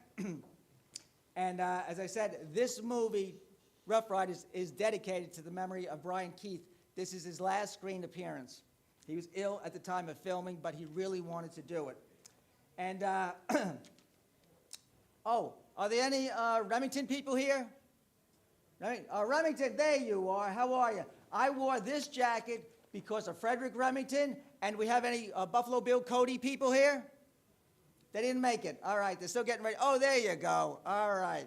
Just want to let you know, I wore this jacket to honor Buffalo Bill and Remington. Matter of fact, in the film, Frederick Remington and William Randolph Hearst is portrayed. If you've never seen the movie, but you're going to have to look for them. George Hamilton portrayed William Randolph Hearst, and Nick Chinglod portrayed Frederick Remington. One of my favorite scenes in the movie, some lines that went by, is where William Randolph Hearst, the great publisher, he goes, "Freddie, provide me the pictures, and I'll provide the war." So, you know, it was a splendid little war, according to the press. Adam Stark played Stephen Crane. Marshall Teague played Lieutenant John Pershing. And somebody by the name of Pat Fauci portrayed Rough Rider #2. All right? So there you go. Okay, let's see what we're going to get going right now. Oh, you're way ahead of me. All right, there's the poster. That's the official poster for Rough Riders. Now, the idea of Rough Riders actually came out when we filmed the movie Gettysburg back in 1992. Tom Berenger, who portrayed General Longstreet in that movie, I played General Hill in that movie, and Stephen Lang played General Pickett in that movie. Tom and Stephen discussed the possibility of doing a film on Teddy Roosevelt and the Rough Riders. And Tom was the one who suggested that Stephen Lang portrayed Teddy Roosevelt. Tom was supposed to be the executive producer, which he did, and he got a person by the name of Hugh Wilson write the screenplay. Well, after a year after the movie Gettysburg came out, Tom looked at the screenplay, and he wasn't that happy about it, but then I had taken Stephen Lang to Sagamore Hill so he could start doing his research. But then lo and behold, Tom got a hold of John Milius, the great screenwriter who's done so many military films, and John Milius worked on the screenplay, and so Tom said, "I'll tell you what, you will be my director of Rough Riders," and Milius says, "Okay, and you're going to be playing Teddy Roosevelt." So that's what happened in that way with the casting and everything with the directing. And so what I'd like to do is the next slide, please, this is Captain William Bucky O'Neill, the real Bucky O'Neill, portrayed by Sam Elliott. And Sam is a great guy. He loves history. He knew what it would be like as a cavalryman. And matter of fact, a quick note, how many people seen Gettysburg? Okay, here's a quick one with Gettysburg. Now, you know the scene where General Buford, portrayed by Sam Elliott, he goes to say that line, "And men with tall hats and gold chains will thump their chest," and all the dirt comes off of his uniform. Well, Sam didn't like the uniform that was given to him at Gettysburg, so right before the scene, he dragged his coat back and forth, full of dust. And so, "When men with tall hats and gold chains," and he thumped it, and all the dirt came out because that's Sam, because he knew what a cavalryman would be like. But that's the real Bucky O'Neill. Next slide, please. Theodore Roosevelt. Now you can see the resemblance because Tom really worked on the character. Matter of fact, I ended up getting in touch with the Edison Company to get actual voice recordings of Teddy Roosevelt. So Tom could work on the inflection, but he really strived to bring Theodore Roosevelt alive. Next slide, please. What is the USV mean? United States Volunteers. There he is, United States Volunteers, and that's Sam, Tom Berenger, who just celebrated the birthday yesterday, I want you to know, all right? But like he worked on it, and so with the production company, Tom got a hold of Dale Dye. Now, you know, Tom worked on that movie Platoon, and Dale Dye, captain of the Marine Corps, he started the company called Warriors. And so his warriors basically were fellow Marines who had retired, and they would work on movies. Tom went through a boot camp on Platoon, just so he would know and the actors would know exactly how it would feel to be in the jungles of Vietnam and go through the whole vigor that an actual soldier would go through during their boot camp. And so we had a boot camp for Rough Riders. Next slide, please. Oh, and this is taken right after the boot camp, but I'll get into the boot camp, what we did. There you go, Teddy Roosevelt, Tom Berenger, and Sam Elliott as Bucky O'Neill. You see, that's the actual uniforms, well, replicas of what we used. And matter of fact, Michael Boyd, who is an Emmy Award-winning costumer, wardrober, he did movies such as Son of the Morning Star and Gettysburg. Son of the Morning Star is about George Armstrong Custer and the Battle of the Little Bighorn. And so that's Tom and Sam Elliott. And Sam always said for 20 years he wanted to work with John Milius because he knew the director knew the military so well, and this would be as authentic as possible of what the soldiers had gone through in 1898. Next slide, please. Okay, here we go. Now then, here's a scene here where you got right in the middle, that's Dale Dye, okay, who's playing Leonard Wood, Colonel Leonard Wood, because originally with the Rough Riders, it was assumed that Theodore Roosevelt would be commanding it, but Theodore knew he did not have the experience, so he asked Colonel Leonard Wood to take over the regiment, and we're skipping, aren't we? Don't push any buttons, please. Okay, that's why I don't do the technical stuff, as you will know why. All right, leave it where it is, because pretty soon, okay, in the previous one, which we're not going to go back, you had 3 people there. You had Leonard Wood in the middle, and over on the side, you had Gary Busey, who played General Wheeler. Now, as you can see, I got the gray beard. In the movie, Gary Busey did not have the gray beard. But you see, originally, when we were working on the movie Gettysburg, there was a possibility of, do you know Patrick Gorman, who played General Hood in the movie Gettysburg? He was supposed to play, excuse me, Wheeler. But when John Milius got a hold of the script and became the director, he wanted name actors. So he got in touch with Gary Busey. Gary Busey wore the mustache, which was popular in 1898. And on the other side, if you for a quick look, there was Marshal Teague, who played Lieutenant John Pershing, the commander of the 10th Cavalry, the Buffalo Soldiers. So we all got together and, like I said, worked on this. And when I showed up, you see, in the movie Gettysburg, Tom and I hit it off so well together that a couple of years later, because we filmed the movie Rough Riders in 19, not that old, in 1995, and Tom said, if you want to be in Rough Riders, you got to shave your beard, cut your hair really short, and have a big black mustache. So I could do that. So you look like the style of 1898. Now, I'm in that movie throughout. I get a credit, you know, Rough Rider #2, Trooper Pat Fauci. I'm in there a lot. And most people don't recognize me because they expect to see the A.P. Hill look, the character that I portrayed in the movie Gettysburg. So I said, if you want to look for me and get it in Rough Riders, look for Groucho Marx on horseback. That's where you see me, as you can see right there. Okay, next slide, please. And there's one happy actor meeting one of his heroes, Sam Elliott. Sam Elliott, as you well know, is a great actor who knows the West so well. And I got a little story about Sam later on. But getting back to the boot camp, I want you to know, here's a trivia bit. What is Sam known as? His voice, right? Yeah. And what else does he have that he's famous for? His mustache. His mustache. Very good, very good. He showed up without a mustache. John Millier says, no, you have to have a mustache. So that's a phony mustache. I got the real one, ladies and gentlemen. But it's usually the other way around. Most people, that's a fake mustache, though. I got the real one, and Sam, that's a phony mustache on there.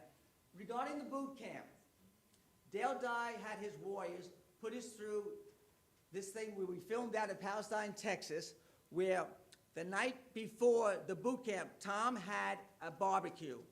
And he got everybody together that was going to be in the movie, you know, the main characters.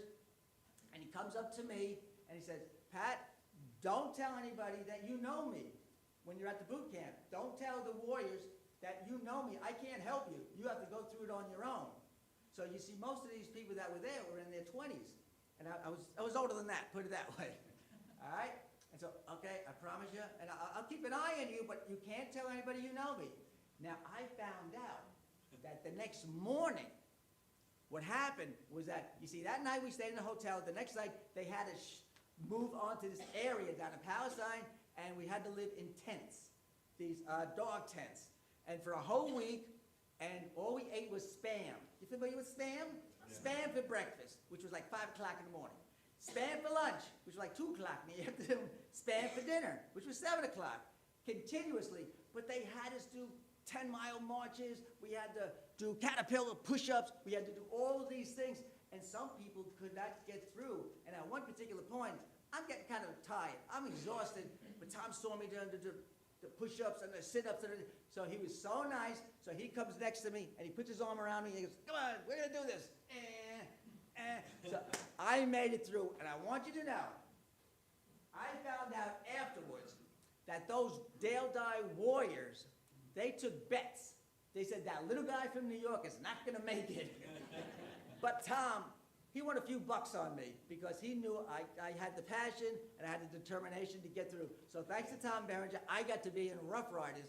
And so I didn't have to, you know, I had the big black vest, so thank God I didn't have the beard because I had some AP Hill stuff come up later on. But I made it through thanks to Tom. Next one, please. Oh, there we go. That's another thing. We had to learn how to be a Rough Rider, 1898. So most of the people there were actually, you know, horsemen, you know, people who had ranches from Montana, from Texas. I mean, they knew all this stuff about horsemanship. Now, I've been on a horse a few times from New York, all right? Matter of fact, I went to college out in Texas back in the 70s, and one of the reasons why, because this particular college had a rodeo. Now, I'm sure many people grew up watching Hopalong Cassidy and the John Wayne movies and all that stuff. I grew up watching all those. I ended up going to Texas. The college had a rodeo, so basically I signed up to be in the bareback bronc riding event. I want you to know I made 5 seconds before that horse bucked me off. But to this day, I survived being in a real Texas rodeo. But here, we had to learn how to be a cavalryman in 1898. Go from the horses from a column of 2 to a column of Ford. I mean, you've probably seen all the John Ford movies. Ford Apache, She Wore a Yellow Ribbon, Rio Grande. Everything that they did on the John Ford movies, we had to learn to do this so we actually would look like a Rough Rider. Next, please. Here we are, doing our maneuvers. As you can see, yours truly over there in my civilian outfit that they gave me because we were all volunteers. As you asked earlier, what did the V stand for? But we were all volunteers, and we had to learn how to be soldiers. And so there I am in my outfit there, my civilian outfit, and same like everybody else. But it was just something that we all had to learn, and we had a great person to help us, Raleigh Wilson, who actually is a ex-rodeo rider.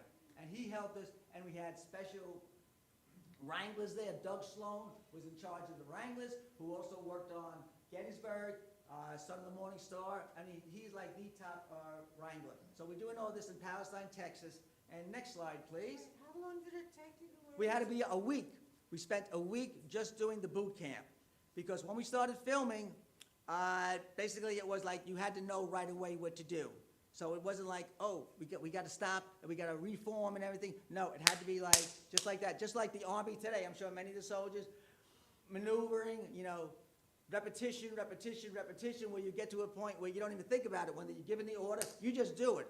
And we had to learn the bugle calls also. And next slide, please. That is the next slide. That is the next slide. Oh, okay, we're still riding, we're still learning how to do this. Okay, column of 2 to a column of 4. You're saying in 1 week you learned how to ride the horse? We had to learn those maneuvers because we did that at the boot camp. But then when we started actually filming, anytime we had free time, we got back on the horse again because we had to continue to do, and we knew what scenes were going to be coming up. So ahead of time, we had to rehearse. We had to rehearse maybe 5 or 6 times doing that particular scene. So this way, we knew what to do, we got the basics, and then when we started to do it, and John Milius is so good, he was like John Ford, no more than 2 takes. That's it, because he wants anything spontaneous. I mean, if you watch some of the John Ford movies, somebody may fall off a horse. He would not yell, cut. You keep going, because that actually would happen. You would fall off a horse. If you see in the movie The Searchers, there's one scene where John Wayne and Ward Bond, 2 great actors, going across a river, and Ward Bond falls off his horse. But did John Ford say no, cut? No, he kept on going, because things like that actually happen. That's true life. That's Raleigh Wilson. He's an ex-rodeo champion. He was portrayed the Saddler in the movie, Sergeant Saddler. And here's something else I got to tell you, ladies and gentlemen, about him. He loves horses. And certain people were not that well versed in horses, like yours truly and Chris Noth. So he actually took us under his wing and gave us more lessons on the horses. So we did that. And here's something else, ladies and gentlemen. Now, you know, Rough Riders saw action. Early on in the movie, we do Las Guasimas, shot in, matter of fact, all this was shot in Texas. Las Guasimas was basically in the jungle. We shot that in Conroe, Texas. That's outside of Houston, and it has a whole area that looked very much like that section in Cuba. We shot Kettle Hill and San Juan Hill right outside of San Antonio, and Bandera, which is known as the cowboy capital of the world. We shot them all over there. And the railroad scenes we shot in Palestine, which was actually where we had our boot camp. But if you see the movie, I'm not going to spoil it for you, but I got to tell you something, just to let you know how we worked this on a movie. Now, all of us wanted to be in this movie. If you got shot, Tom was nice enough to say, all right, I'll tell you what, you can keep going in the movie. You got to be somebody different. But one incentive for the actors, if you got shot, you got an extra $100. Then you got, some of these people want some extra $100, okay? So some took the money, and they would come back in another scene looking a little differently. If you don't want to know, put your fingers in your ears. Raleigh Wilson, who played Saddler Sergeant, he gets shot, and he gets killed in the movie. But he will come back later looking as a different character. So, and I'll tell you why. So I knew ahead of time what was going to happen. I loved history, and you love history, and you know all about what's going on when it comes to the Rough Riders. And you know at the very end of the movie what's going to happen on top of San Juan Hill. What's going to happen? You saw it earlier. There's a famous photograph, right? Famous photograph of Theodore Roosevelt and his Rough Riders. I'm going to show you our, don't go away. I'm going to show you our production shirt. This is the actual production shirt. It says Texas, Rough Riders, 1996, when we filmed it. Now, on the back of this shirt is what? The famous photograph. You see it, everybody? Yeah. I knew at the very end of the movie, they're going to have this done. So I made sure I was not shot, I was not killed, I was not wounded, or anything like that, because I wanted to be in this picture. I wanted to be one of the Rough Riders. So when you see me in the beginning of the picture, and you see me at the end of the picture, I am there. All right, next slide, please. All right, we're getting there. Saddle up. Oh, these are some of the New Yorkers. As I mentioned, you got Mark Moses there on the end, followed by John Parks as Tiffany, and you got, who do we got here? Hamilton Fisk, Holt McConaughey over there, and Titus Wolver as B.F. Goodrich. Is that right? Okay. Anyway, yeah. So those are the ones, because Teddy Roosevelt had a lot of his friends, his polo players, his Ivy League people, and like I said, Teddy Roosevelt took care of his friends.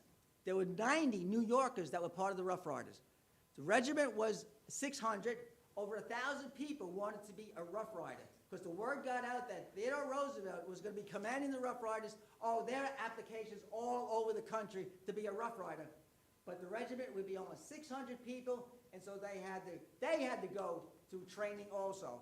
But Theodore Roosevelt took care of his men.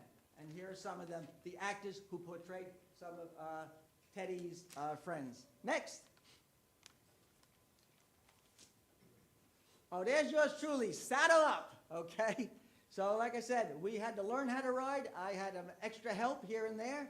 And so like I said, it was something special, and we got our uniforms, and I'll be getting into the uniforms in a little bit, but that's yours truly on a horse. Now, I gotta tell you something about horses in the movie. As actors do, actors have resumes. As you well know, a lot of the things that they've done. Horses have resumes too. This horse is all right, we're running the gauntlet, aren't we? All right, here's all the horses, but let me tell you the horse stories. Don't put your finger on that button. All right. Now then, the horse that I had was Guy. Now, do you know Richard Gere, the actor Richard Gere? He was in a movie called Summersby. He rode Guy in that movie. In the movie Gettysburg, the spy, he rode the spy for General Longstreet. He rode Harrison the spy. He rode Guy in that movie. I rode Guy in Rough Riders. And we made another movie later on down the road called Gods and Generals. Brian Mallon, who played General Hancock, he rode Guy. So that horse has my name on his resume. All right, there's the whole troop right there. There's G Troop. That's us right there. All lined up. And then we're ready. As you can see, we have the blue shirts there, woolen shirts. And I got my stable coat on. So like I said, it was a bunch of Rough Riders all getting together, learning how to be Rough Riders, how to be part of G Troop. Now, I'm watching you. I'm watching, and I'll keep on watching until the next slide goes. Oh, well, you didn't tell me. Well, I'm going to take a seat in the audience, okay? I was very cheap. Oh, here he is. Oh, here we go. This is one of my big moments in the movie. I'm in a campfire scene with Jeffrey Lewis, famous person who did a lot of Clint Eastwood movies. He's sort of like the comic relief in the movie, unless when people look at my face. But that's another story right there. But here we are. It's a campfire scene, and I get to say a line in the movie. Brad Johnson is talking. He was an outlaw. Brad Johnson, who wanted to escape the law, which was Bucky O'Neill. So he ends up recruiting himself in the Rough Riders, and there's this big scene, and Theodore Roosevelt says, "Good night, Henry," which is Henry Nash. And Brad Johnson stands up. "Gee, that Roosevelt there, he remembered my name." And I said, "He sure did." That was my line in Rough Riders. He sure did. But I want you to know, every time that movie's on TV, I get a little check in the mail. Thank you, Screen Actors Guild. Next one, please. Oh, Buck Taylor. How many people know Buck Taylor? Buck Taylor's one of the greatest Western actors. He's been around for years and years and years. We became very good friends. He was in Gettysburg. He's in Rough Riders. He's in Gods and Generals. And then we were talking, and he told, well, you know, his father was Dub Taylor. You know that. You seen Bonnie and Clyde, the movie Bonnie and Clyde? You know Dub Taylor was the one who snitched. So the Texas Rangers would get Bonnie and Clyde. I ruined another movie for you. I'm terribly sorry. But anyway, Buck Taylor told me that, you know, when we became very good friends, and matter of fact, I called him up on his birthday, but that's another story. Anyway, I was talking to him about a lot of the old John Ford movies, such as The Searchers, She Wore a Little Ribbon, and that was filmed in Monument Valley. And he told me that years ago when he made his first Western movie, he robbed a stagecoach in Monument Valley. So that's something special for Buck Taylor. Good man. Next. Oh, that's Dale Dye. That's Captain Dye, who put us through the boot camp, and he played Leonard Wood. I mean, he was something special because I would say we feared him, but we wanted to make sure that we looked good just for his sake. And then there were a few times where I was ready to go on, and I kind of was singled out. So he would say, "Trooper Fauci, where's Trooper Fauci? Where's Fauci? Where is he? Oh, there he is. Come over here. Don't worry about it. You better worry about it." And then there would be another scene. "Where's Fauci? Where is he?" "Here I am, Captain. Don't worry about it. I'm here. I'm telling you right now, you better worry. So we just had this running gag about, don't worry about it. Next, but Captain Dive is something special. Though. Oh, here's some of the Rough Riders. Here we all are, ready to go take on the enemy. And you got people like some from Oklahoma, you got them from Alabama, you got Texas, you got Arizona, Montana, Wyoming. All of these people who wanted to be in this movie, and they've been in other movies also, a lot of Westerns. John Milius knew about them. He wanted to get the best people to look like Rough Riders, because many of them were young. Next one, please. As you can see, the two different types of uniforms. When we first start off, early on, this was shot down in Conroe, just outside of Houston, where we shot the jungle scenes. Early on, as you can see right there, I got the full uniform with the coat and the pants, the hat. Matter of fact, if you saw me yesterday as General Joe Wheeler, that's my uniform. I just added the insignia of a major general, so I could do General Joe Wheeler. But that's the actual one. And then as you well know, the Rough Riders were really not equipped to take on the heat down in Cuba and the mosquitoes and everything. And so gradually we got rid of our coats, and so you can see me on the other side. So that's what we ended up wearing. But it was still kind of tough because there was a flannel shirt that we wore. And you can see my pants are all muddy and everything because, like I said, they had to put us through all this training and the vigorous things going through. And so just getting on the beach, going through the jungle, you're going to get dirty. And so that's the whole thing. We wanted to be as authentic as possible and not showing up the next day in a clean uniform. Yes, sir. Throw it at me. What is that white thing that's over your shoulder? What is that? Blanket roller. That's the blanket roll. You got to sleep out in the field. There's no such thing as going to the hotel, the no-tell motel. We don't do that. Okay. As actors, we did.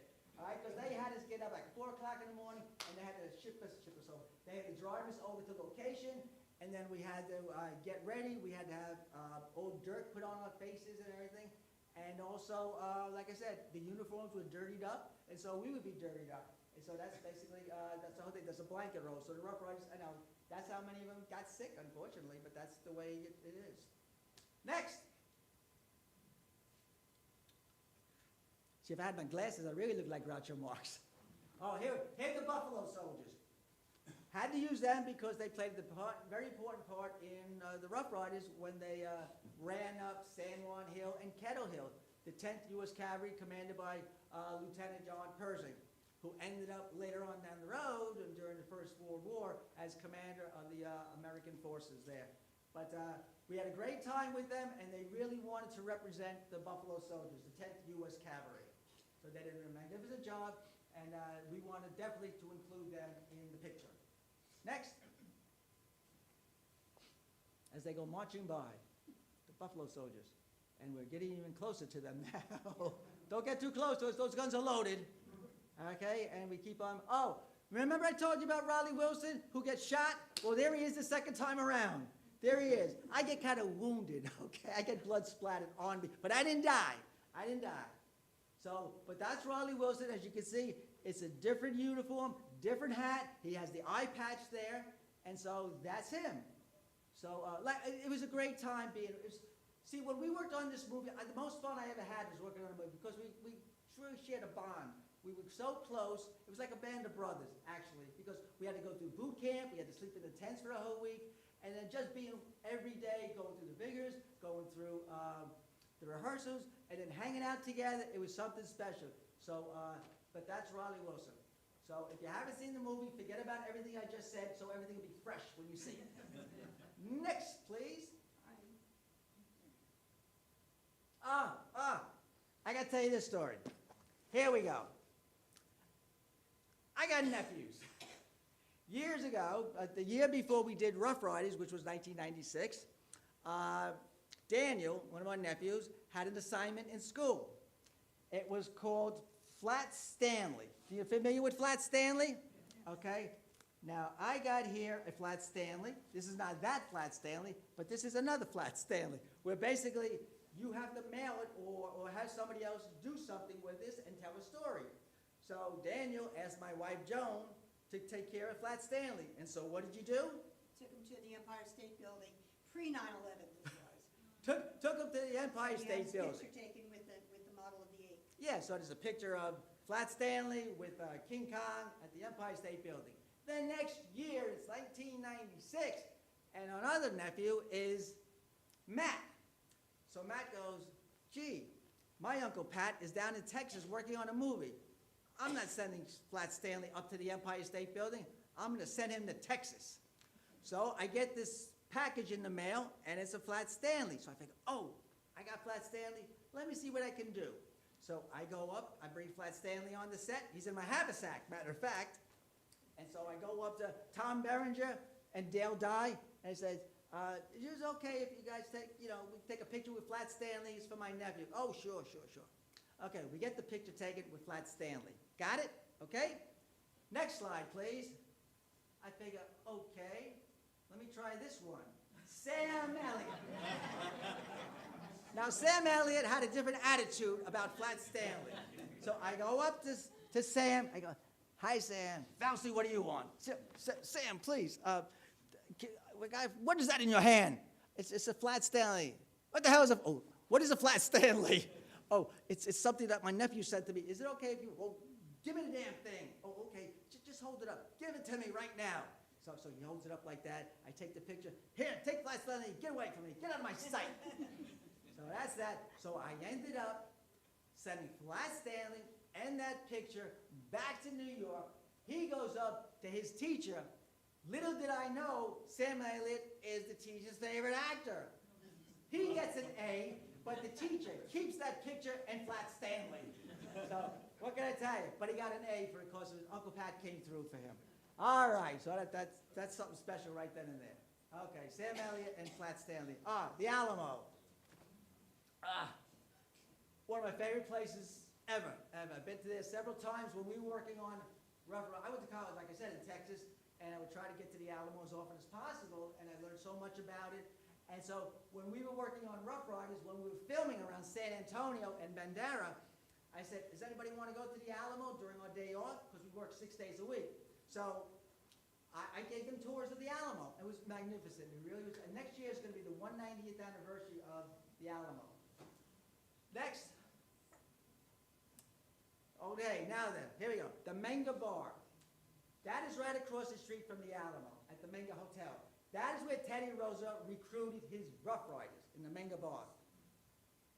Tom Berenger, he decided on Halloween, why don't we all get together and wear our uniforms and surprise everybody at the Menga Bar? Not telling everybody, so we all showed up in our uniforms. Next slide, please. There we are. We're down there. It's unbelievable. The people who were there could not believe all of us showing up on their uniforms. And I want you to know, this was 1996. Now then, in 2017, me, my wife, and a few other friends of ours, we ended up going down to San Antonio.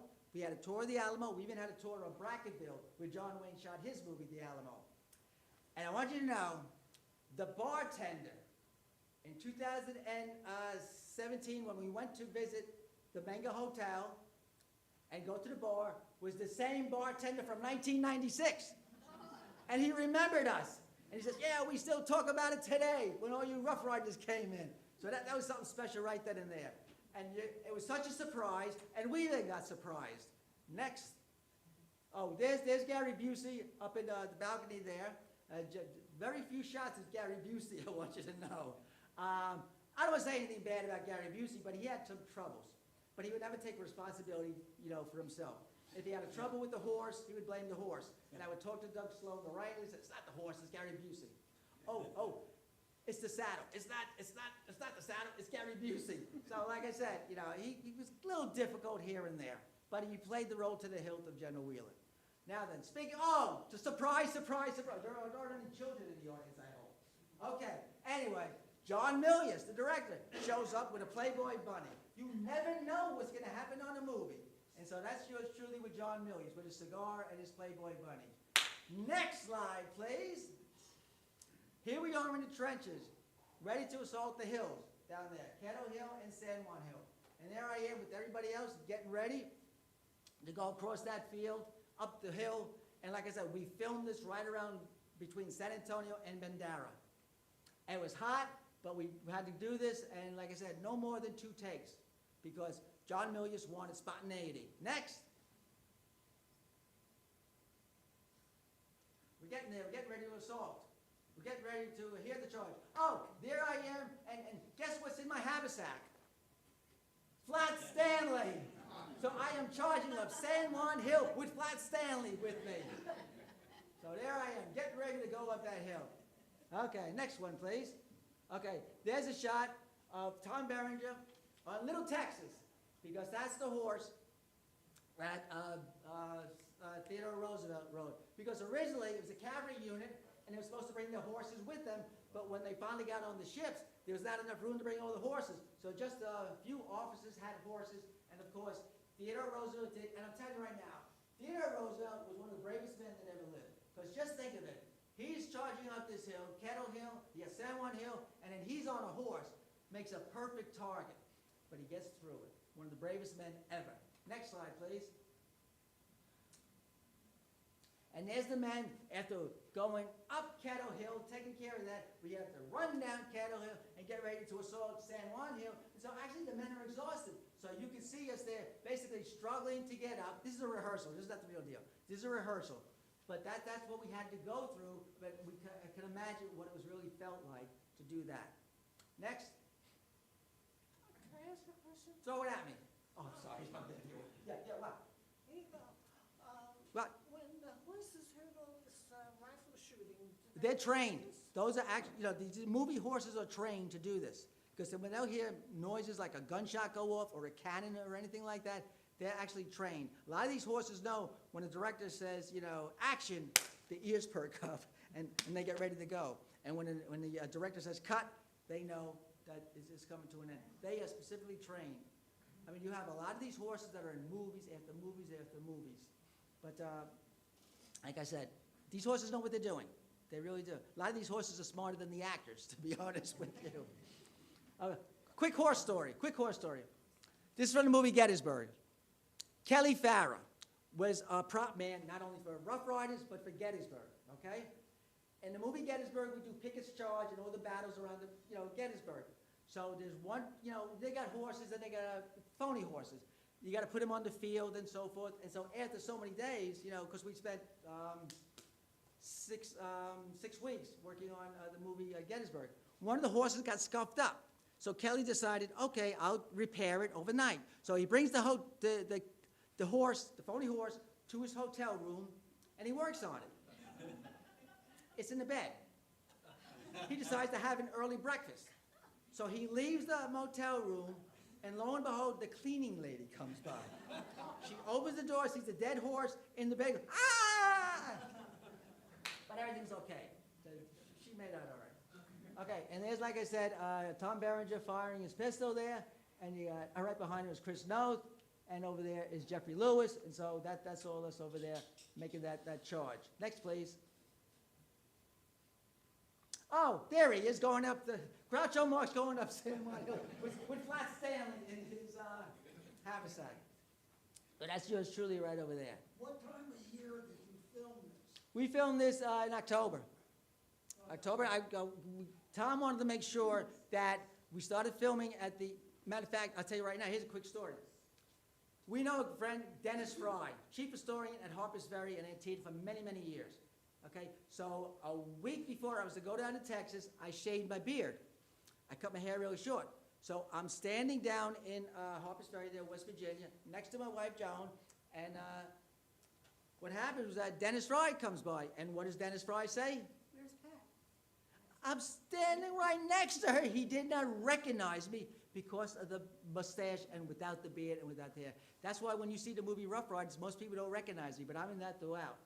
So, we filmed it in October, November, no, actually, end of September, all through October, and towards the end of November because Tom wanted us to be home by Thanksgiving, which he accomplished. And there's after the battle. And like I said, there's Tom reflecting about what happened with Teddy Roosevelt, and as the book said, the crowded hour. All of this in 1 hour. The movie's 3 hours long, by the way. It's in 2 parts. When he was on TNT, It was a two-part, two-nighter.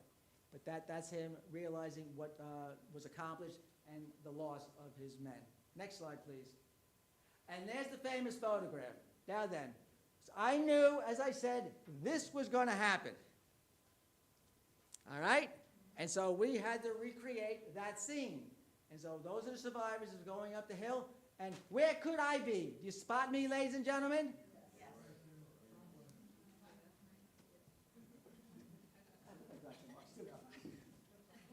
There's yours truly, right over there. I wanted to be in that scene, right there. Okay, and so that's the one with Tom. And then here we go with the last slide. That's the original. So, ladies and gentlemen, I want to say thank you for being here. And so if you haven't seen Rough Riders, go see it. Now you know what to look for. Thank you very much.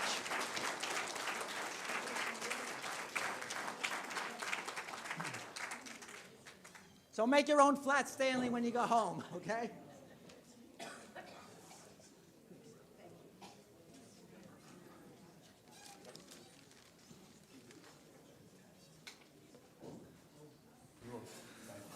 Thank you, Patrick. Excellent. And let's give a round of applause for Joan, huh? Joan, what a heck of a job. Thank you.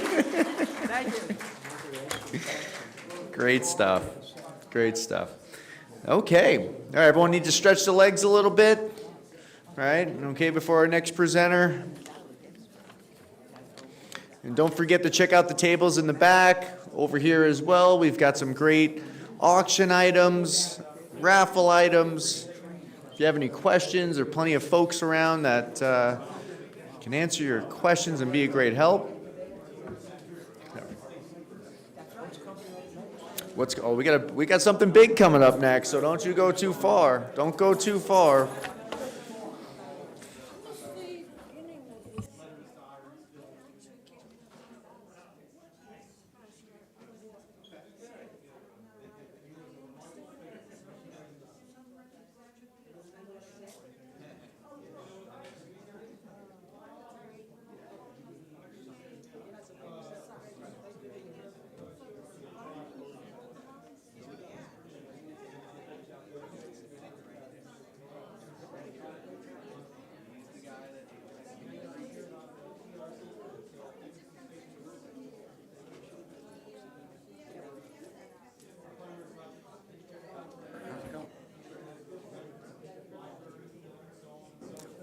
And don't forget about, in the lobby area, we'll have a book signing with some of the presenters that are joining us today.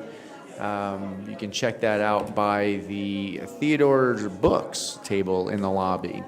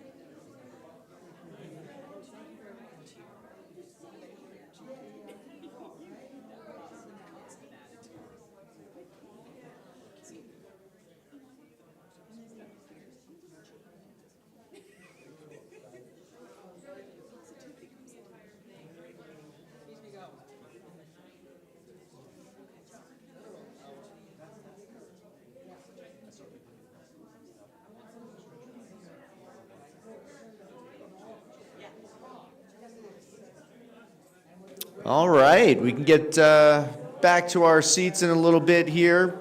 Jay's giving me the timeout sign.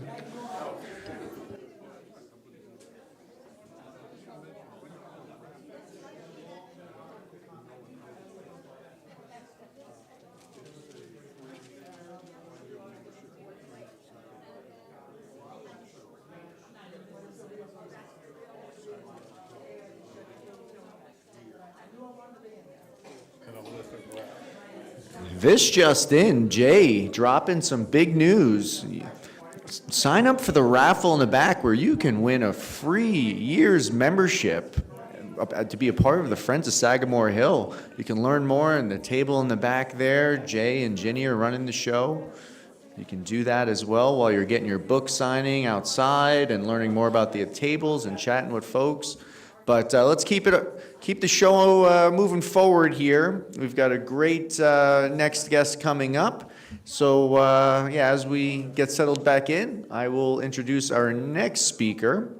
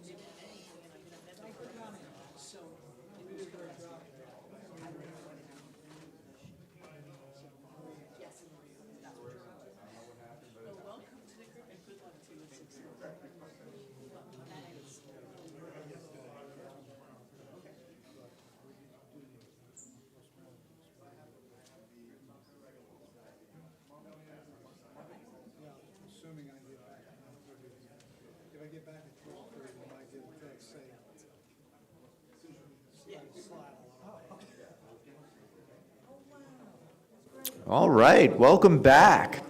Our next presenter, Sue Sarna. Sue is the senior curator of the Theodore Roosevelt Presidential Library in Medora, North Dakota, which will be opening next year, July 4th, 2026. Sue is going to provide an update on the Presidential Library. And without further ado, ladies and gentlemen, Sue Sarna.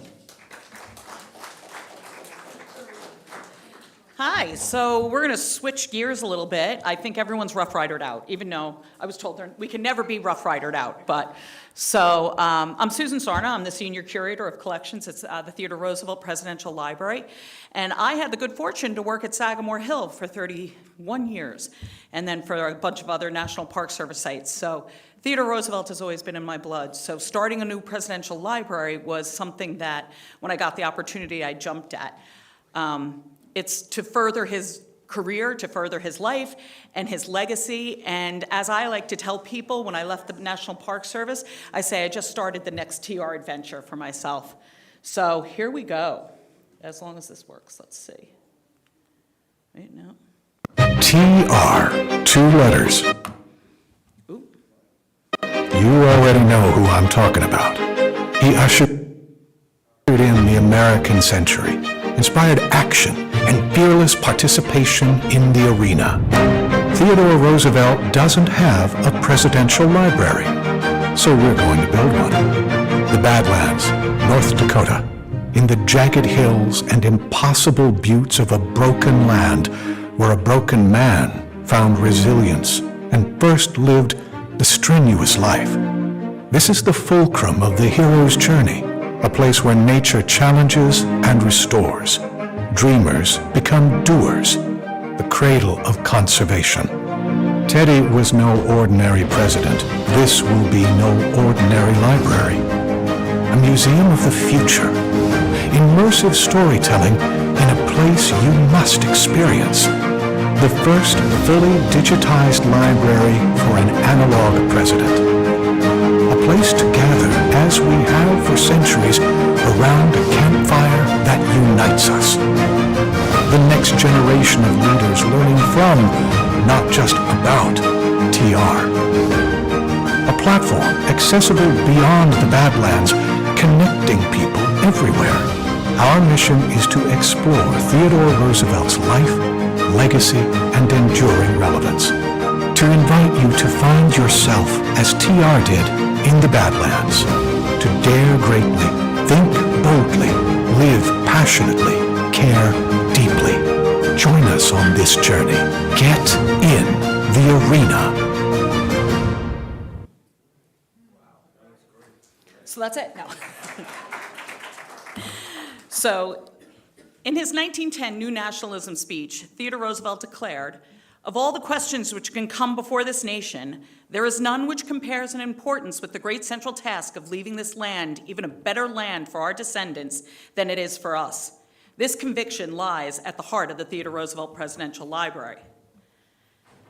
Guided by the three enduring principles that shaped Roosevelt's life: leadership, citizenship, and conservation, the library is being built not only to honor his legacy, but to challenge and inspire each visitor personally. Our mission is to curate a living institution that explores these values in depth, connects them to today's most pressing challenges, and empowers future generations to carry them forward. Our vision is to create a presidential library and museum worthy of one of the most complex and captivating figures in American history, and I know everyone in this room agrees with that. The museum will be set against the dramatic backdrop of the North Dakota Badlands. Medora was chosen not only for its beauty, but because it was here that Theodore Roosevelt forged his identity as a leader and a citizen. When Roosevelt first arrived in 1883, it was in search of sport and adventure. He returned in 1884 seeking solitude and healing. In this raw, untamed landscape, he found purpose, resilience, and a lifelong commitment to conservation, qualities that would define his presidency and legacy. The creation of the library completes what we call the TR Triangle. It's a powerful geographic and symbolic connection between the library in Medora, Mount Rushmore to the south, that of course has TR's head on it, and Yellowstone National Park. It's kind of like a loop. As the eastern gateway to the Western Park system, the library will not only honor Roosevelt's legacy, but invite a new generation to explore, reflect, and be inspired by the landscape that shaped him. Medora is a lively and historic cowboy town with a year-round population of only 150 residents, but which grows to a couple 100,000 in the summer. Medora has in it the National Park, Theodore Roosevelt National Park, the Medora Musical, trail rides, hiking and biking, and a wide range of outdoor adventures.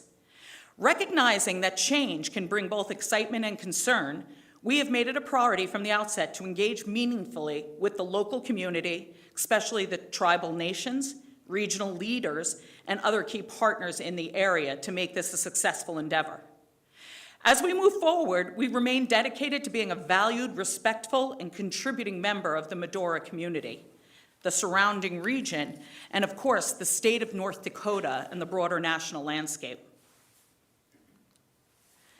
More than a tribute to Theodore Roosevelt's deep personal ties to Medora and the Badlands, the library stands as the first presidential library located adjacent to a national park. Theodore Roosevelt National Park is the only national park named after a president.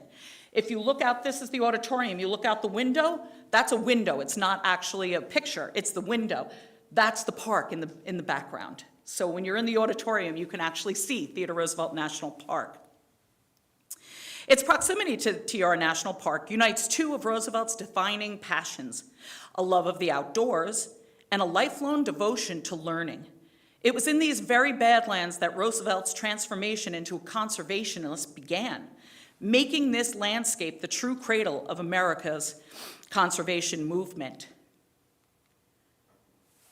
This is some of the construction shots now. Before you had some renderings that we had, and so now this is where we were on April 29th. And the Badlands is in the back, up further. So when you're standing on top of our museum, which that's what that top part is, that's all grass. When you stand up there, you look over the Badlands.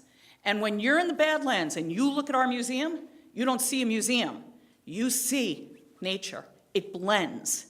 So we're not constructing some big monstrosity that is taking away what Theodore Roosevelt loved about it.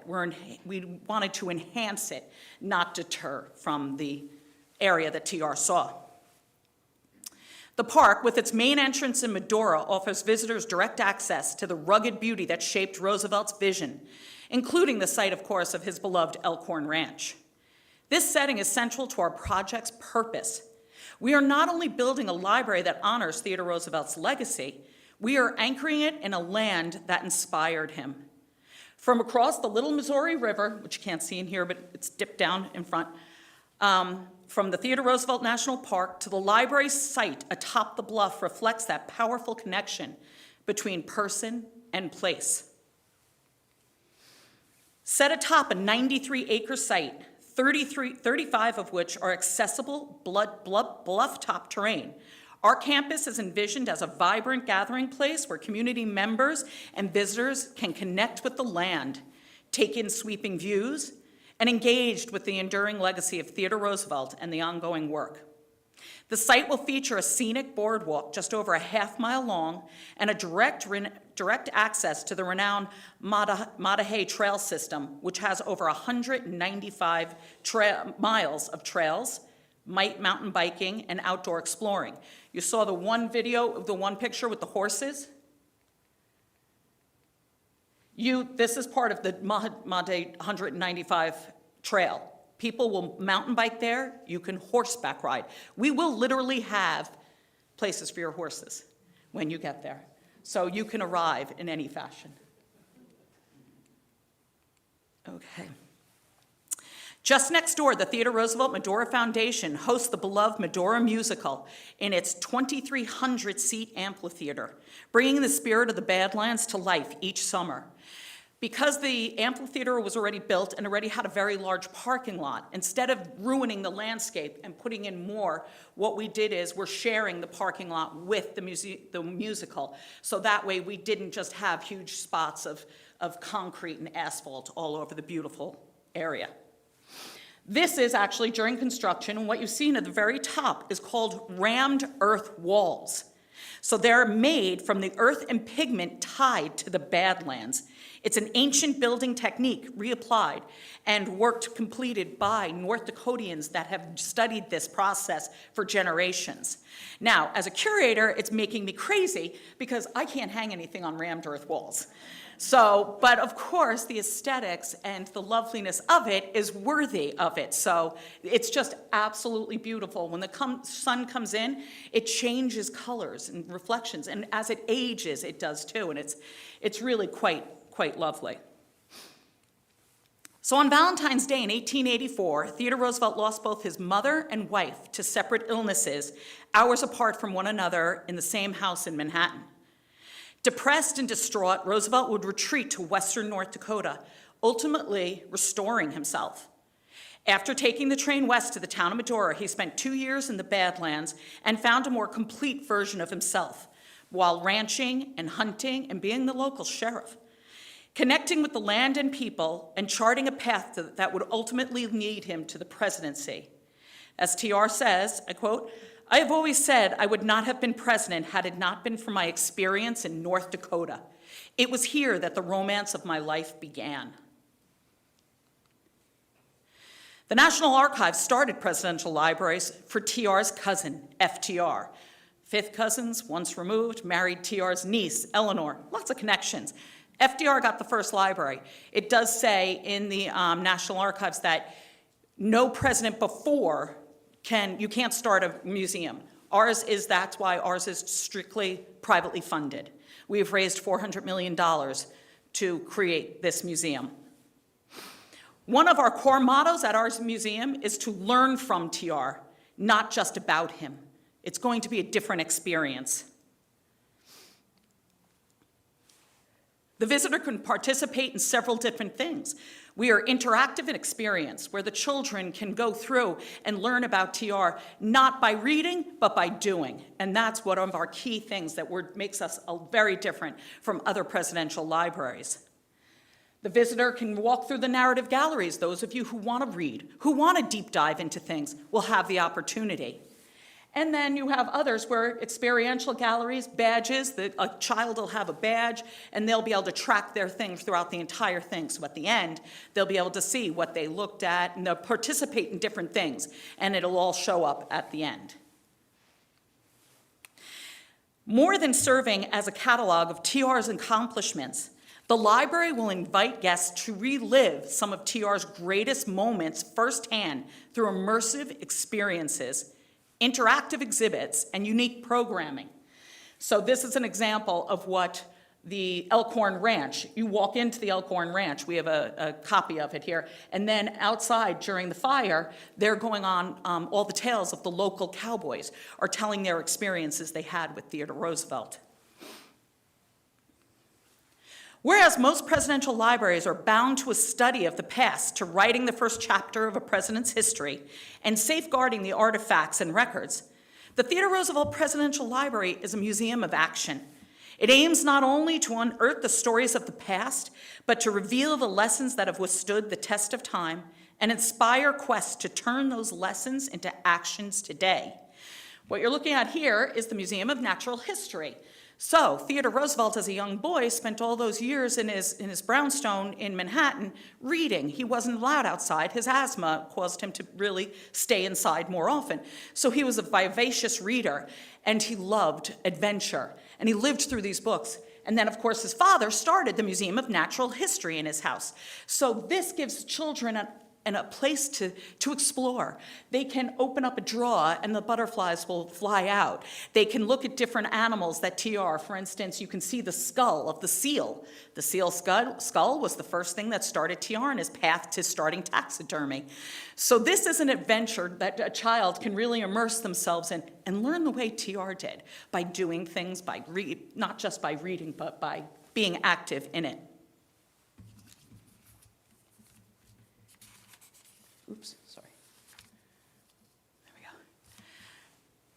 Stories are a tool that the library will use to convey the institution's values. Those are Roosevelt's values, of course, and to motivate real action in the world. Whether they are battling alongside the Rough Riders or standing on the back of a train giving a whistle-stop campaign speech, guests will simultaneously learn how to be better leaders, citizens, and conservationists. They will emerge transformed and inspired to get in the arena. You can see here some different activities that we have. You can see we will actually have you going through the Amazon. We will have you going through Africa. We will have you riding a horse, learning how to shoot, doing all of the activities and adventures that Theodore Roosevelt did. We hope that the children and adults will partake in to learn how to be the man Theodore Roosevelt was. This tiny one is one of the best ones on this bottom right. It's the White House gang had in the White House, in the attic, they had a whole playroom. And so this is mimicking the playroom they had. So say you do come with your child and you want to go read through the narrative gallery for the next 2 hours, because we are giving you that opportunity, because we have a lot to read too. So while you're doing that, your child actually could be playing and learning about Theodore Roosevelt and searching for animals. All throughout the museum, there are animals that different pets TR had, that you can wander around and try to find. So there's an adventure for any age group, any knowledge group. And of course, you will learn how to be a president, and you can see TR standing there. Now, the narrative galleries, like I said, these galleries offer a broader historical context to orient the guests both chronologically and thematically. They will provide a chronological history of TR's evolution as a public figure, a politician, a president, and of course, my favorite, being a father and a family man. They will provide a deeper insight through texts, graphics, original artwork, archival photographs, linear media interactives, and of course, artifacts, original artifacts. The exhibit plan was a long and tedious process. I've been working on this when we started the story guide 4 years ago. So the story guide was how we started this all. A bunch of authors got together and TR experts and started saying, what would we want in a presidential museum? What's important about Theodore Roosevelt? As you can see, this book's it's a large book. You can't tell all of this. So once we did this, we then wrote a content outline. The content outline took the best parts of TR that we felt that the public needed in order to learn about them and pared it down a little. Once we did that, we said, okay, now how do we work it into a museum that is interesting? And for non-TED heads, so they won't be bored within 2 seconds of walking through. So this exhibit space, as you can see, is quite large. It covers 30,000 square feet and will highlight over 150 original artifacts. The library tapped into all sources, both private and public, and this is what's going to make us so unique. I have traveled all over the country collecting these artifacts, to the backwoods of North Dakota, to a man who, Tom Peeling, a wonderful gentleman who collects bizarre TR memorabilia. So we are going to exhibit artifacts that have never been seen by the public because they've been in private hands before. So that's one of the most exciting things that you will be able to, because you've all probably been to the birthplace, you've been to Sagamore Hill, but this is going to be like nothing you've ever seen before, because some of this you will have never seen before. How did you find this man? There are other people in this room that are like, oh, I met this guy, you should call him. Or people, since working at Sagamore Hill for so long, I kind of met a lot of people along the way. And like there's a gentleman, Mike. Where's Mike Moran? Oh, he might have left. Oh, he's in the back. He works for the TRA, so he told me about an object I should go look for. So things like that. The gun specialist that gave the talk, I've talked to him all the time. And so whenever a gun comes up from auction, he'll give me a call, type of thing. So now, the visitors will have a chance to dive deep into TR, starting with his childhood and ending with his legacy. Currently, there are 4 National Park Service sites dedicated to TR, but none of them tell the complete story of TR in one place.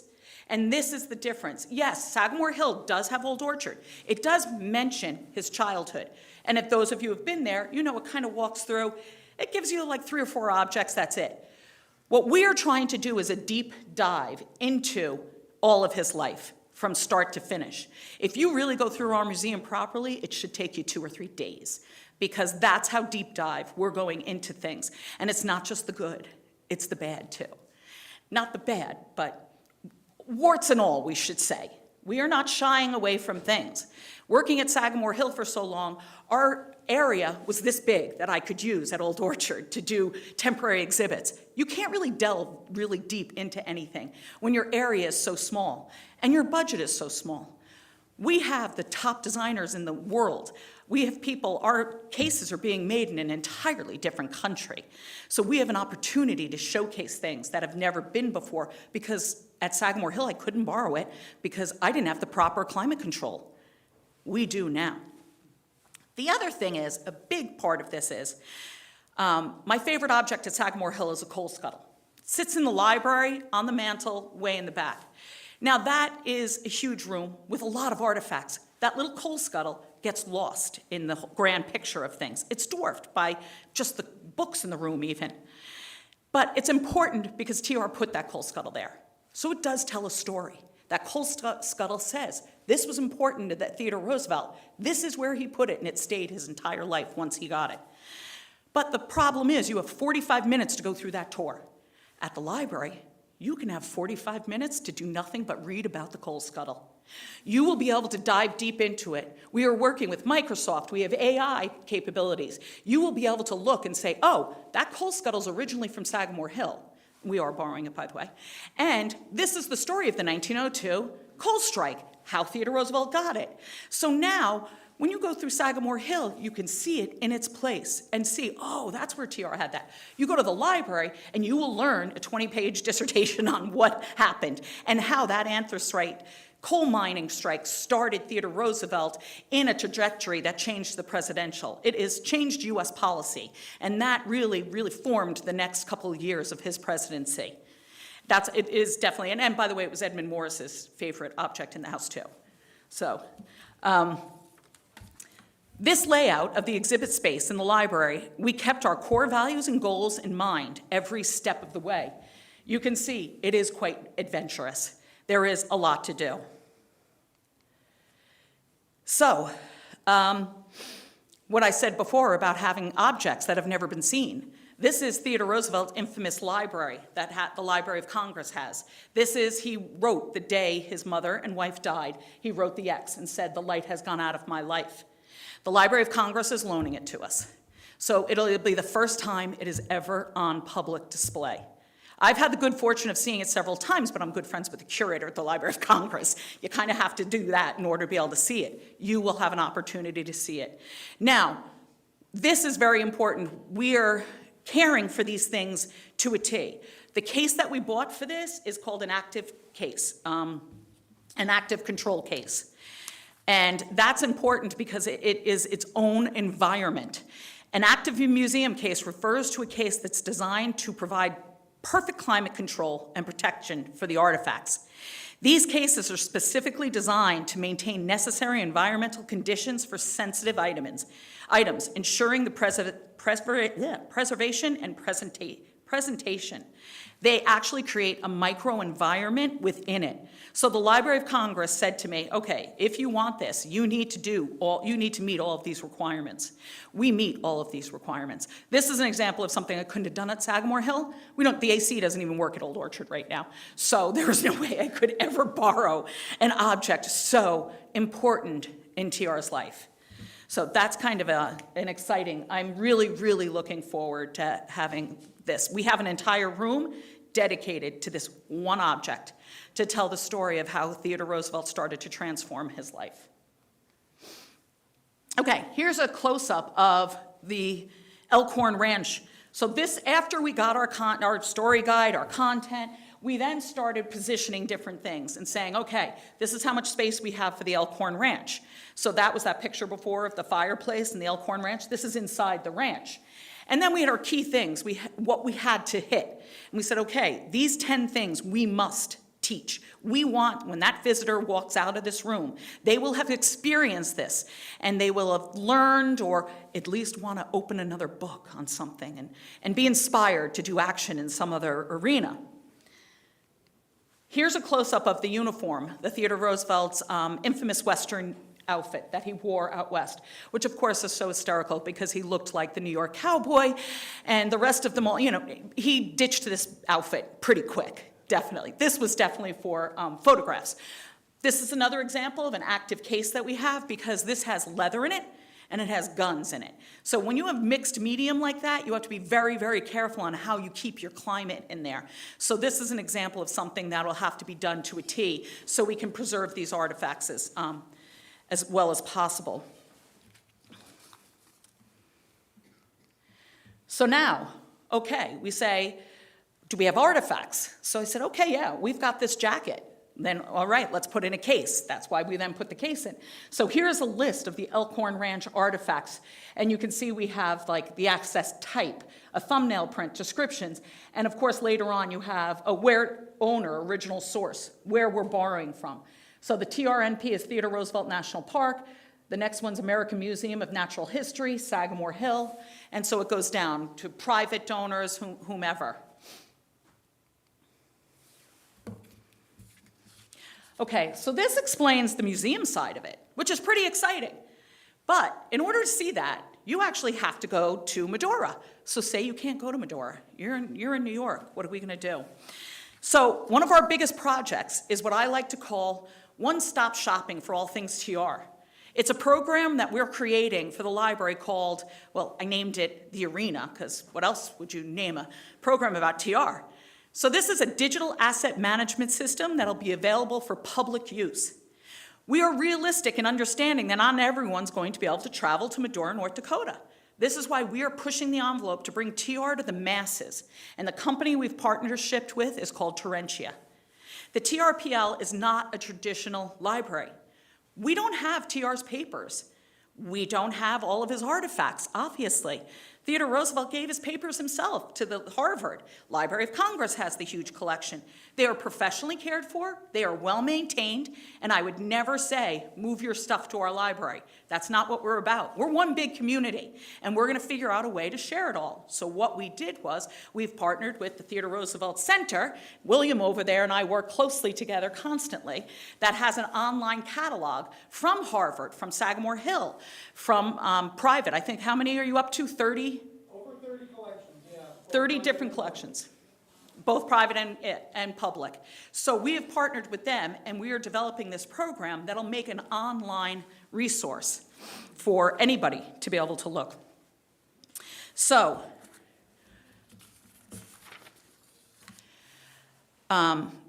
one of the biggest things that we want to make sure is, though, that if we do all of this, that everything is, the source and the rights are all still properly taken care of. This program will ensure that if a private donor has a letter, he doesn't want anyone using that letter because nobody's ever seen it before, unless he gets rights to it. This program will do that. But a researcher can say, oh, look, there's this letter I've never read that TR wrote about his son Quentin when he died. And by the way, I'm using an exact example. That actual letter is in the Harlan Crow Library, and we are getting that, we're going to scan that and get it into our. So a researcher can use that. Then it'll have all down here the rights. So say you're writing a book and you want to say, everything on this program will tell you, if you want to use it, this is how you do it, these are the rights, this is who you have to contact. So you won't have to go to Harvard anymore. You would only have to go to this one program. You won't have to go to the Library of Congress. You can go here. So the first step in all of this was to digitize all of these things. They've already started that, the Theodore Roosevelt Center has. We have now started because we got the Edmund Morris collection. Edmund Morris wrote the trilogy on Theodore Roosevelt. He won the Pulitzer Prize for the first one. We got his papers. We have now scanned them. They are being digitally entered into this program that I'm talking about. So now, if you're a researcher and you want to study something, you see in one of the TR's, one of the books that Edmund Morris wrote, and he quotes something, you can go to our program and figure out where Edmund Morris came up with that. And how are we doing all of this? Well, we partnered with Microsoft. Microsoft is helping us develop an AI and what's called optical character recognition. So, TR wrote thousands and thousands of letters, as we all know. TR had horrible, first of all, horrible spelling. He wanted to change that. And he had horrible handwriting. When he was in Africa, he's sitting there with, actually the Amazon, the infamous picture of him sitting there at his desk trying to write, and he's got a veil over his face because the bugs are biting him. He's got big gloves on, and he's writing with a quill. Well, obviously, the penmanship is not stellar. We are developing an OCR, an optical character recognition, where the computer will read his handwriting and then translate it. So now, as a researcher, you don't have to go sit there and look at it and go, I can't even read it. So we're well on our way to that. It's taking time, but it is being developed. And the other part, the AI, is crucial too. Because the AI, you can go to it, and it can scan all of the research that Edmund Morris did. By the way, Edmund Morris is the first of about 10 different authors that we will have in this program.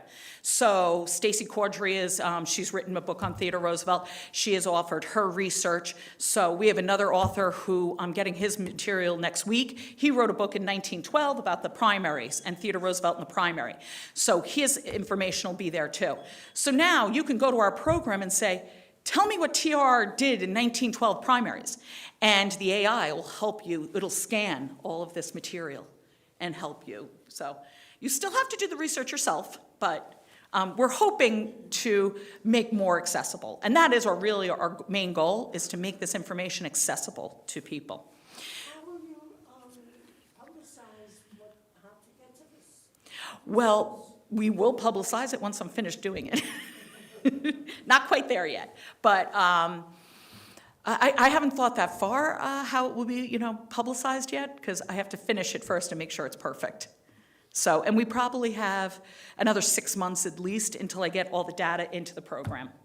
His program, the TRC's program, will be up and running sooner because his stuff is already digitized.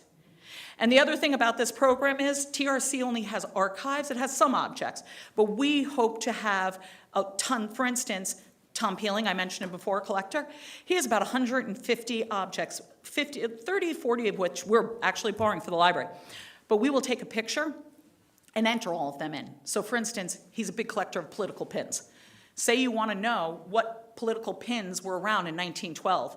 All of those objects will be in our program. They will be cataloged, they will be photographed, and all the metadata will be there, which means like the date, the color, the size, and then it'll have all the rights, what you can do. If you can use it, if you have to contact him, or whatever.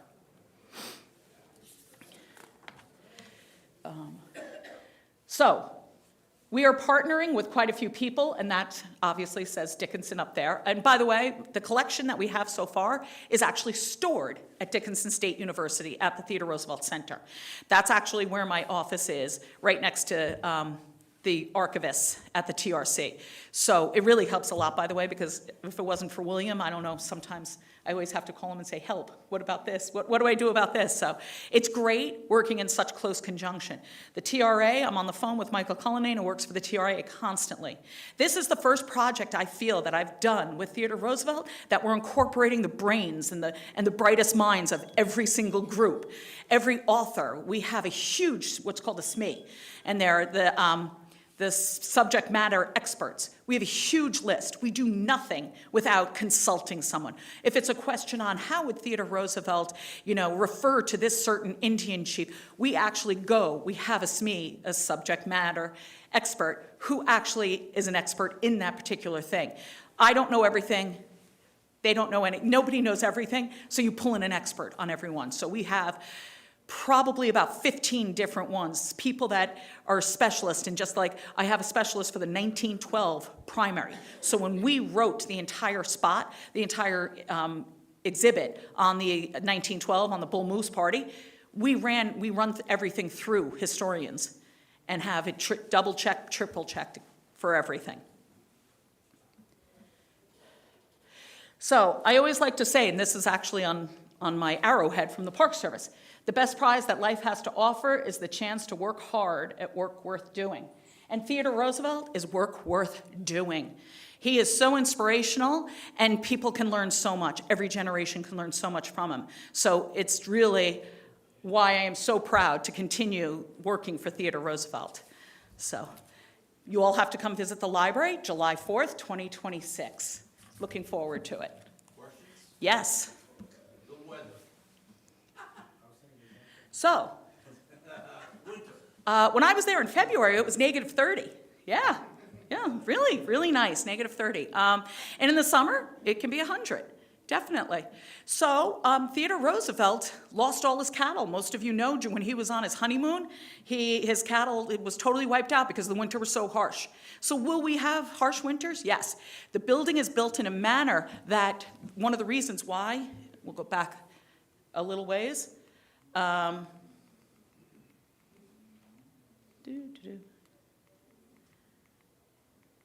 Okay, the wind blows that way.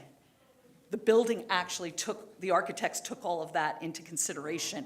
You're not gonna have wind slamming against the windows. The building's built to actually take in all of that. So will there be harsh winters some years? Yeah. Last 3 years, it hasn't snowed at all, practically. That's why the construction's totally on perfect timing, because the weather has been just phenomenal.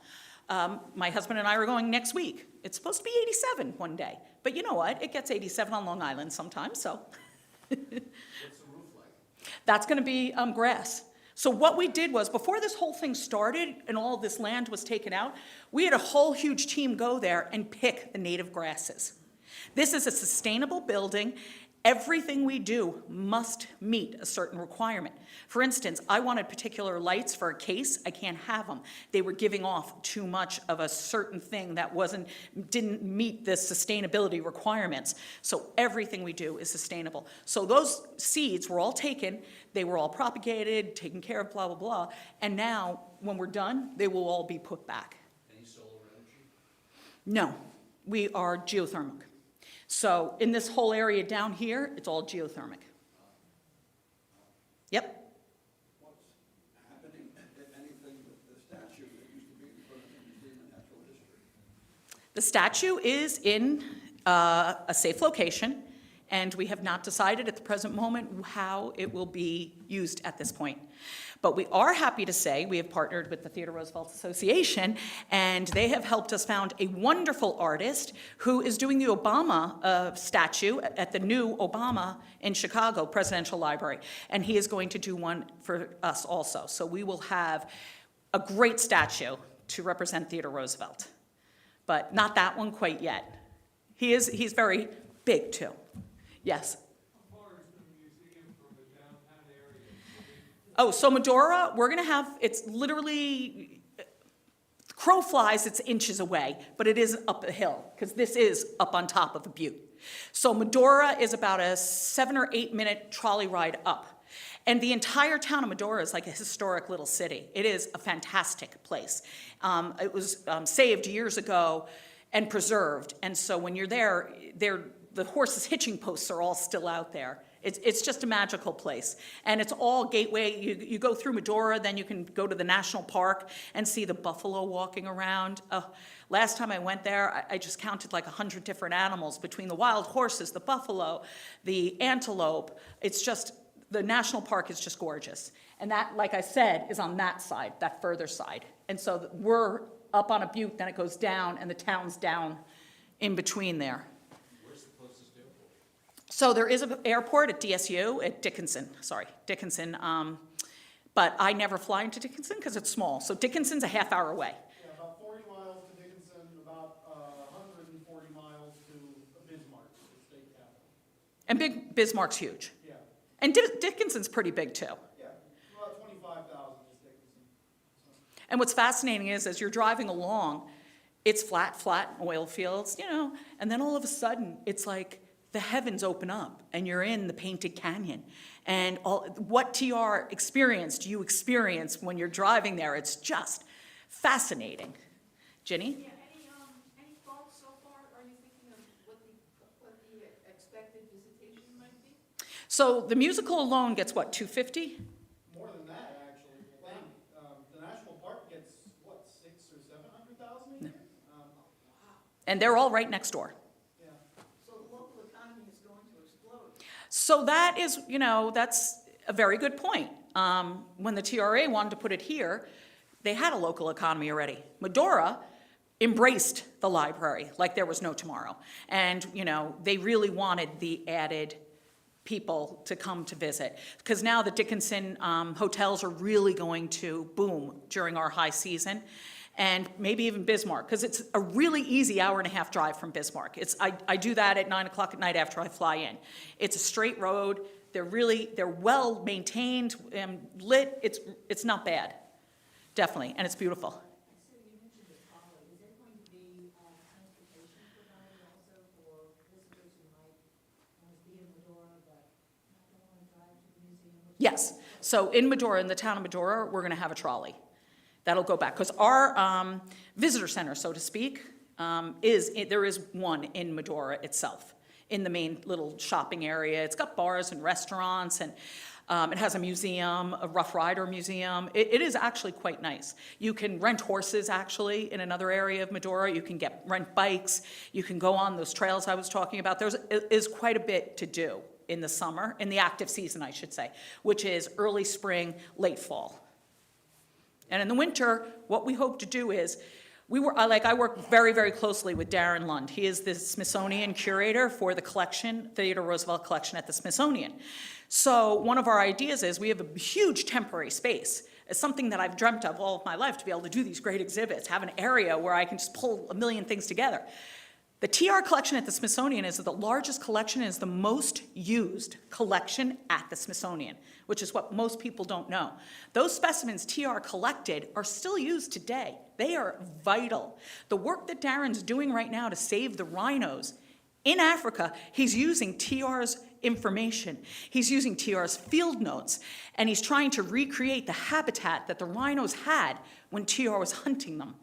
And so that way they can reinstate them, because they kept trying to reinstate them and they were dying. They couldn't. Finally, they went back to TR and said, wait, he said these grasses were here. These mice eat those grasses. Those mice then are eaten by the bigger animal, and then the rhino eats that. They're trying to put all of that together to recreate. And so this information is still used. So we hope to do scientific exploration and exploration and do exhibits on things such as that have never really been touched on before. Is there any federal funding, and is the reduction in federal funding effective? We have very little federal funding. We have state funding. So the state of North Dakota, they pledged $50 million. We had to match it. And that was not for our building. That was for infrastructure. That was to help the roads. And really, that's why the state wanted us too. We helped bring water into places, rebuild roads, put better electricity in. So that money helped do all of that. Yep. Oh, sorry. Will there be any indigenous people on the staff of the museum? Right now, we have SMEs on, we have a subject matter expert, but we haven't hired that part yet. So I'm sure there will be, because we actually, in the loss room, memory and loss room, where we're going to exhibit the diary, there is a plaque on the floor. We had a whole blessing of the land by the indigenous people before we even started construction. And then they blessed the land, and that plaque is in the same exact spot that they did the blessing. Yep. Where can historians or other knowledgeable people contact you with useful information or suggestions for the exhibits for the library? I'll give you my card. Okay. And then you could ask probably half the people in this room, and they probably have my number. Well, no, these are all Sagamore Hill people, practically. So But you make the final decision, right? not really, no. I would love to, believe me, but actually that would be kind of scary. We have a huge team, huge. The design team probably has about 15 or 20 people on it. And then that's just the design team. Then we have a whole team of lighting experts, a whole team of colors, who choose the colors, because colors can really reflect a person. Plus, there's laws stating what colors you can do, because some colors are not handicap accessible type of thing. So the staff is huge when it comes to all of that. So I am like a little minor, little plug in there, little bug in there, but yep. Can we see all this progress online as it's happening? Or do you have The website needs a little updating, but go on the Theodore Roosevelt Presidential Library website, and it'll give some of the updates. I'm not sure how many. And we have moved along even further from this one. Yes? Sue, what's the position of the park on why Roosevelt is even out there as that? What do you, from the park or from the library? Yeah, the park, listen to me. The library. Yeah, you work in Sagamore Hill too long. Why TR went out there? Oh, well, because that's where his healing place was. He wrote, after everyone dies, he then goes back up, finishes the legislature, comes back down, writes an in memorial to his wife and to his mother, gives the baby to his sister, and says, I need to heal. One of his favorite spots was when he was hunting with his brother out in Medora, and he needed to get away badly. When he first goes out, his first ranch is in Medora, the town. He can't deal with it. It's too many people. And he needed solace, and he needed to ride. He needed to work and just work all of this out. So he ends up moving the Elkhorn to the Elkhorn Ranch, which was, I don't know, like 30 miles north. 30 miles north, but by horseback, I was going to say. It was a long ride, so there was no visitors. And really, the biggest thing was he went out there to heal. And he would go back and forth to New York. He'd come back to Sagamore Hill, see how the house was doing. He's back and forth. Yeah, he's back and forth constantly. Yeah, because the train went to Medora. So he could ride the train back to Oyster Bay. It seems a little difficult, but no, he did it quite a few times, yeah. And it's interesting because if you read the different letters and such from the guys that were out there with him, they kind of document his change in attitude. And when he was first there, one of the first people he went out there with, which was, of course, Sewell from Maine, that he had met in Maine. And Sewell writes how you can tell he's so depressed. He can't handle anything. I've never seen him like this. Because Sewell had known him since college. He knew him when his father even died. And he said he was even more depressed. And then gradually he came out of it. And he just, rode and worked his way out of it. And that is one of the best traits of Theodore Roosevelt, that he could fight adversity constantly. He figured a way out every time. It's unfortunate his brother never figured out a way out of his own way. But Is there any mentions of the beef bonanza? really. Maybe in the narrative gallery, and I haven't seen that part. If Mike Cullinane was here, because he wrote most of that part, he might know. That Yep. kind of goes along with his relationship with the Marquis de Moore, because the Marquis de Moore was trying to set up a beef shipping factory, and right before he did it, because his father-in-law told him not to. Right. And so that, to that extent, there was the beefness of it. The Marquis de Moore got out of the business and left the city. And we do talk about that stuff quite a bit in the narrative gallery. He leaves the same year Roosevelt, and for the same reason. Yeah. He doesn't spend a winter there either. He goes to Europe. Joe? Hey, so just to transition a little bit, what can we as public school, private school educators of adolescent young learners do to bring this to our classroom? I saw you have the digital element to it. Yep. Not everybody's going to make it out in North Dakota, as you said, but, Theodore Roosevelt's life can really function as a case study for a broad swath of American history. Is there the potential for taking clips or units, sections of learning that could be? Big time. Joe, we have a whole education department, and they're already starting to do different things, knowing in the winter, your school bus isn't coming. It's just not coming. So we have tried to figure out ways to get to you. So actually, they've started quite a bit already, programming for all different ages. And I can send you some of that, what they've done so far, slowly but surely. We're getting there. But the problem was with that, too, we wanted it to connect to our goals and values and things in the exhibit. So that's why that has just started to grow tremendously now, because we're now set. Our design is set. We're moving forward. So now we're trying to do the educational programs too. Yep. Sue, do you mind if I jump in? Yeah. I want to say, if you get on the TRPL mailing list, they send out emails with things for educators in it. A lot of it too has primary source documents from the TR Center and archives and things. So if you'll get on the mailing list, you'll get some of what you're looking for. Okay. Getting kicked off. Thank you.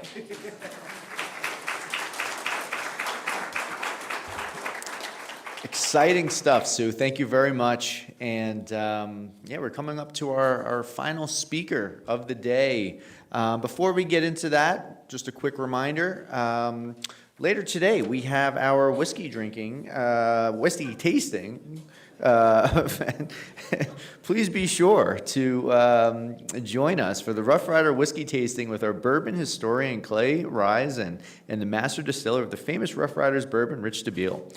Tickets will be available at the front door of the venue at the Matinacock Lodge for $10 per person. You won't want to miss this opportunity for some special pours and whiskey history. Okay.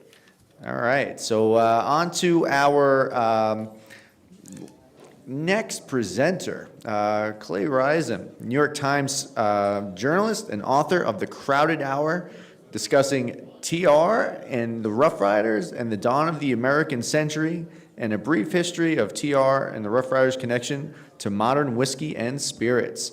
Ladies and gentlemen, Clay Risen.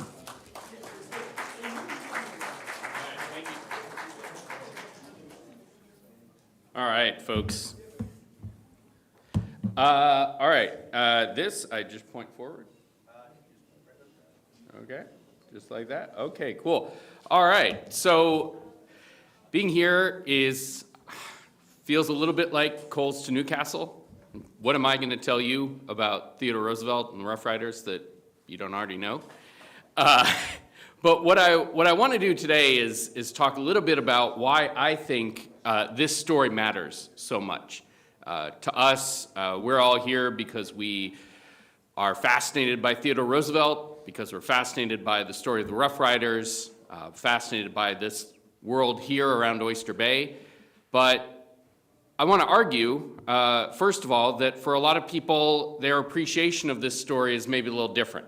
And I want to argue why we as a country, we as people who love history, should maybe give it even more thought. So, to many people, the Rough Riders, here are a couple of them right here, it's a fun little episode in the life of Theodore Roosevelt. And the Rough Riders themselves are sort of a fun little story in what has come to be known, was known even at the time as a splendid little war, Spanish-American War, right? So first of all, I want to say that is a misconception, right? That the Spanish-American War was not a splendid little war. It was, in fact, given how brief the Cuban campaign was actually quite bloody. Over 1,500 U.S., well, more than casualties, 1,500 deaths from combat and disease. Tens of thousands of Spanish and Cubans died, especially when you take into account that the U.S. engagement was only a pretty brief period in what was actually a fairly long and pretty bloody war. When you consider that the war continued under a slightly different name in the Philippines for years after as a guerrilla conflict, and when you think about the fact that the Spanish-American War represented both the destruction of the Spanish Empire, the sort of final blow against the Spanish Empire, and announced the arrival of the United States as, at least at the time, potentially a world power, this was a pretty big deal. And so, you know, it was maybe splendid, depending on your point of view, but definitely not little. So I want to say, first of all, that the context in which the Rough Riders story in which the Cuban campaign took place is very important for American history, I would say for world history at a time.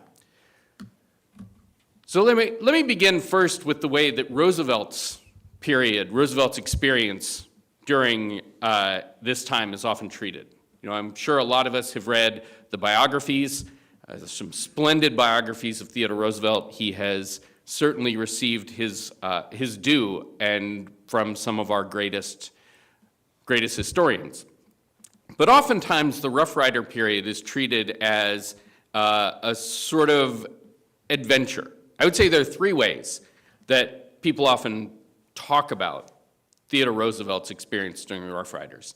The first is just kind of a fun jaunt, right? Here's this great little narrative bit as you're turning the corner toward his presidency, toward his rise to national and international fame.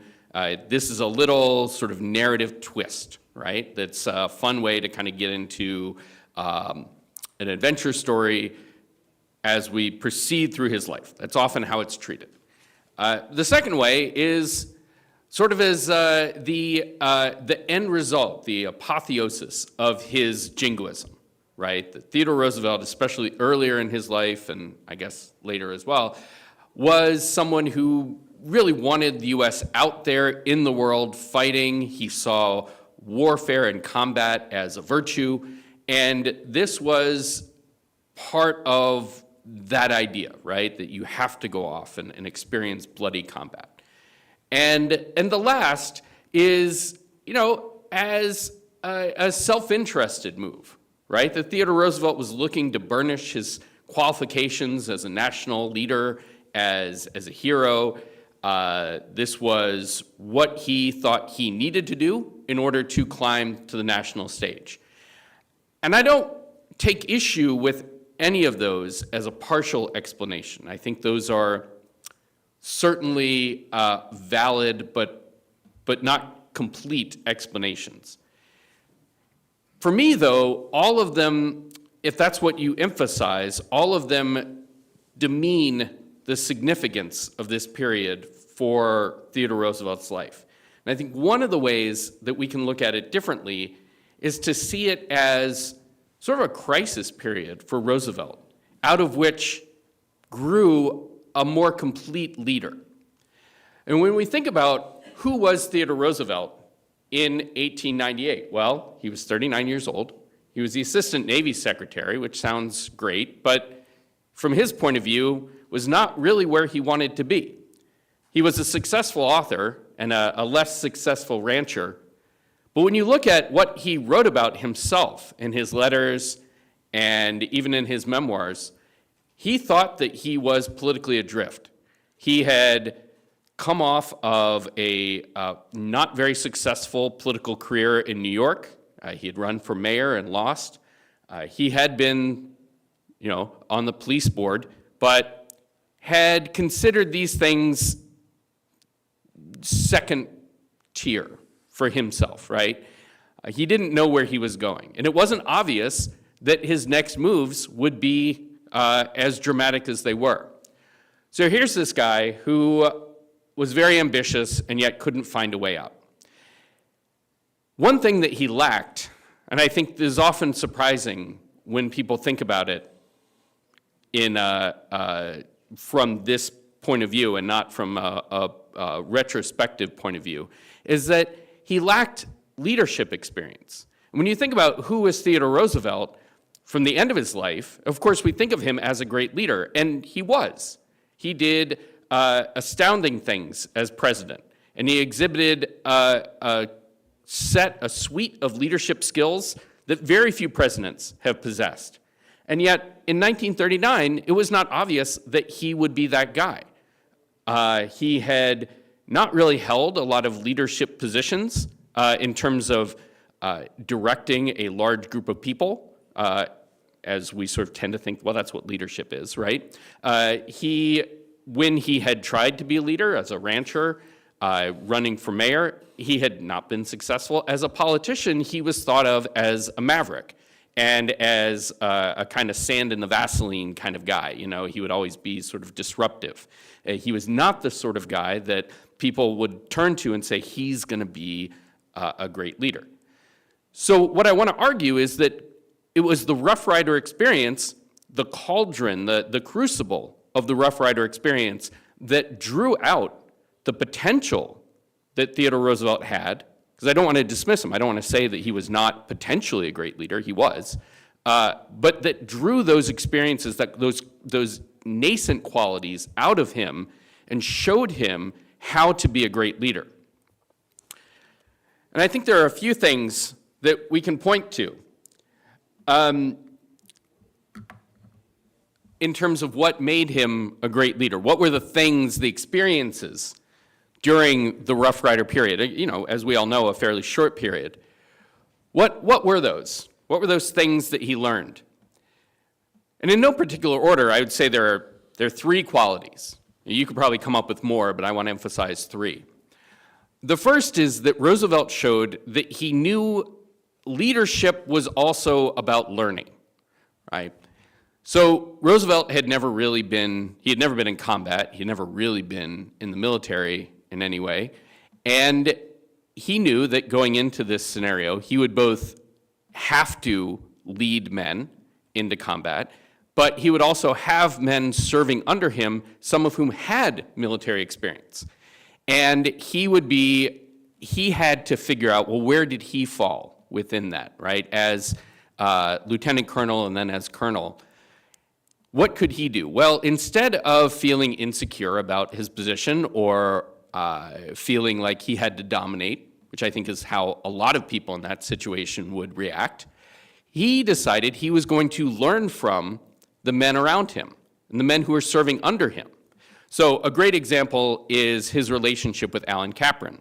Alan Capron was a veteran.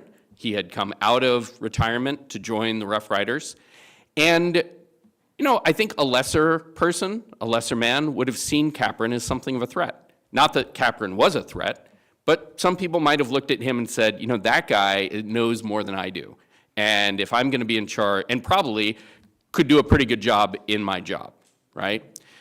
They might have felt threatened. Roosevelt saw Capron as a resource.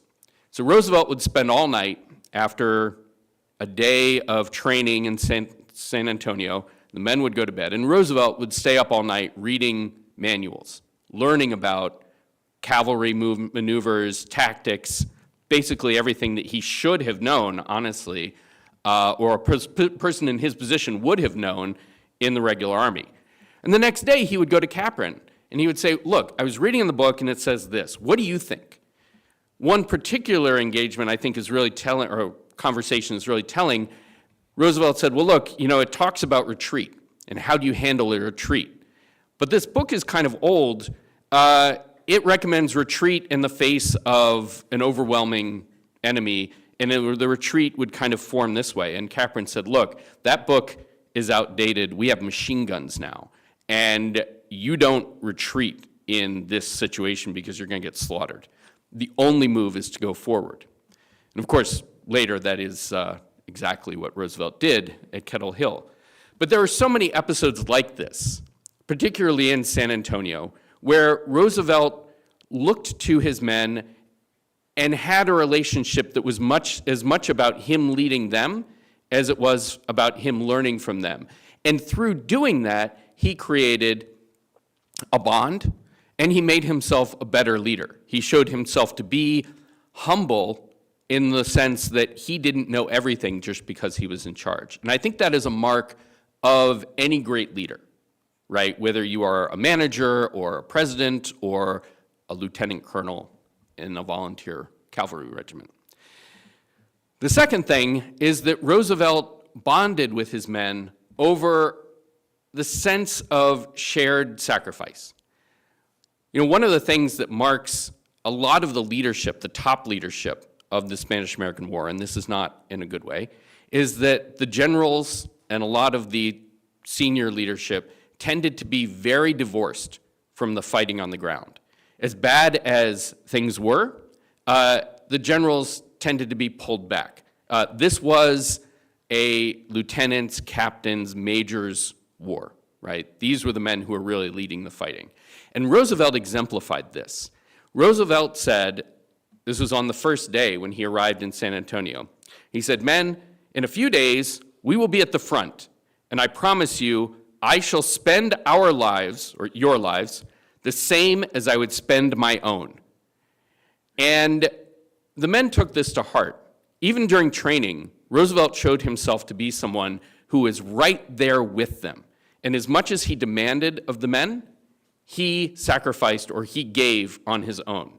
I mean, just one example out of many is that when they were camping at Tampa, waiting to be shipped out to Cuba, ended up being a lot more time than they expected, Roosevelt, as a senior officer, had access to the Tampa Bay Hotel, which was a beautiful resort hotel in Tampa. A lot of the officers stayed there. All the correspondents stayed there. Roosevelt would occasionally take a shower there, or a bath. But otherwise, he camped with the men out north of the site, north of the hotel. And not so much just because he was showing off. It was because he understood that that's what a real leader does. A real leader needs to be there with the men, a part of the men rather than in charge and away from them. And the soldiers obviously took this very much to heart. The third thing is that he took care of the men. Now, we all know the stories, the glory of the charge up Kettle Hill, the Battle of San Juan Hill. This is a really important story.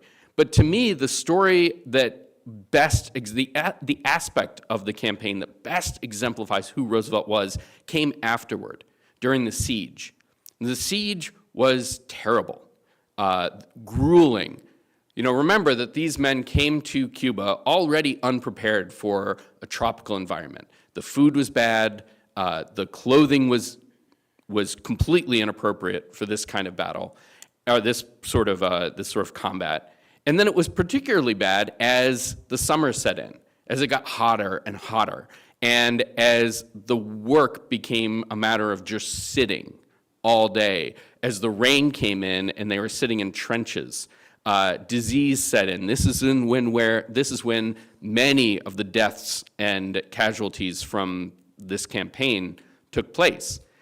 And Roosevelt saw this, and he saw how the men were being treated generally. If you were sick, you were sent to the infirmary, which is back near Daiquiri or El Caney, and was a death trap. Right? It was understood that if you went back there, chances are you weren't going to come out. So Roosevelt kept his men on the front line. He kept them well provisioned. He spent his own money to buy food that was appropriate for that environment. He was there with the men, often camping right alongside them or just back from the line. He arranged for exercises, regular hikes out into the woods. He made sure that morale was high, that they were relatively healthy, and well-fed. This is almost, you would say, well, isn't that what a leader is supposed to do? It is. But keep in mind that, first of all, he'd never done this before.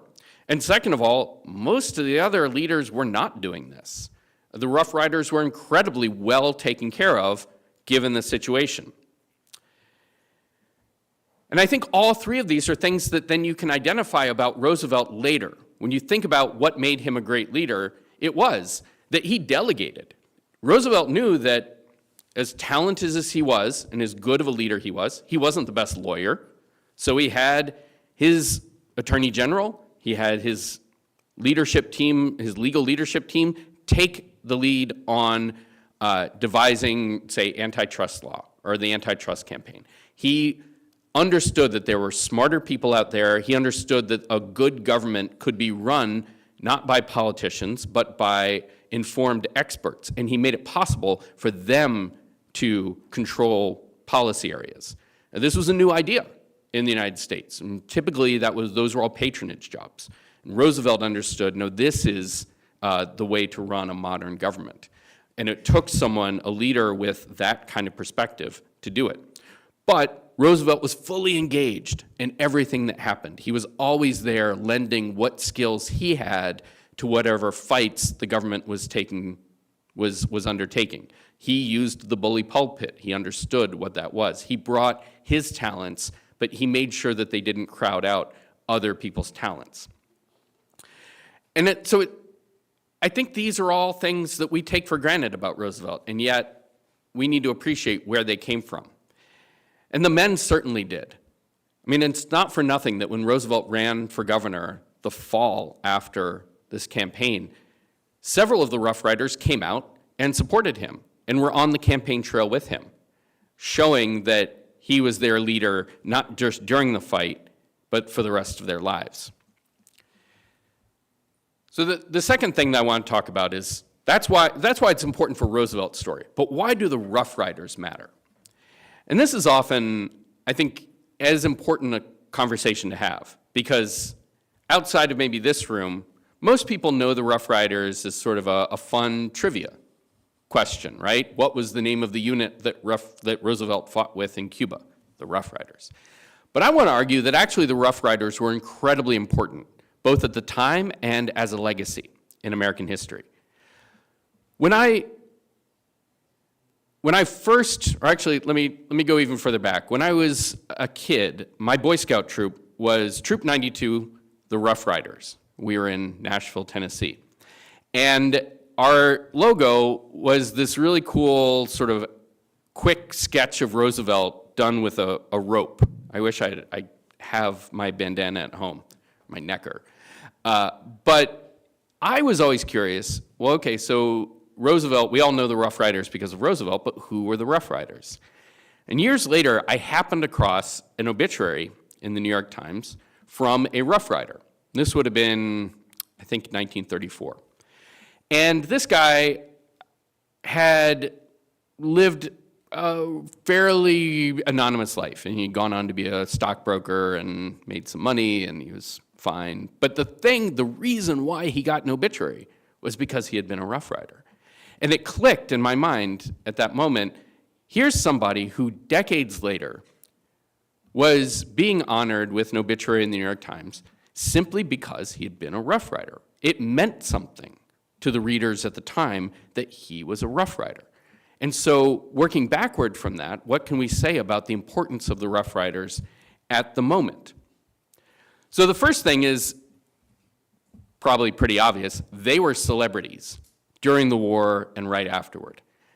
It mattered a lot that some of the best war correspondents in the country traveled with the Rough Riders, wrote about them. We're talking about Richard Harding Davis, for example. They glorified the Rough Riders, not just Theodore Roosevelt, but the entire unit, individual men, the men as a collection. And so when they came back to the United States, and they came back to here, Long Island, out of Montauk, and then came back into New York City after their quarantine was over, they were greeted as if they were gods, right? They were heroes. They could not buy a drink in a bar. They got free tickets to theater and musical shows. there was a style of hat that went around that was very popular that fall, a woman's hat called the Rough Rider. It was sort of this slouchy beret kind of thing. Interestingly, it was available in a variety of furs, including Nutra, which back then was pretty common. This was the kind of celebrity that they engaged with, or that they were met with. One of the Rough Riders' brother-in-law was Thomas Edison, or Thomas Edison, one of his brothers-in-law, was a Rough Rider, and Edison was just then debuting his moving pictures technology and trying to get that out in front of audiences, and people were starting to turn out to watch movies. One of the really popular movie genres that he would show would be recreations of the Charge Up Kettle Hill, the Charge Up San Juan Hill, and often recreated by Rough Riders themselves in Central Park. And people were not going into the verisimilitude, they just wanted to see the movie. As probably some of you know, many of the Rough Riders went on to careers as professional celebrities, more or less. Some of them ran for office. Many of them performed with Buffalo Bill in various other shows. People loved who they were. So just as celebrities, I think it's often forgotten just how big a deal these guys were. But celebrity is one thing, historical significance is another. And this is, I think, really where it comes down to in terms of why they matter.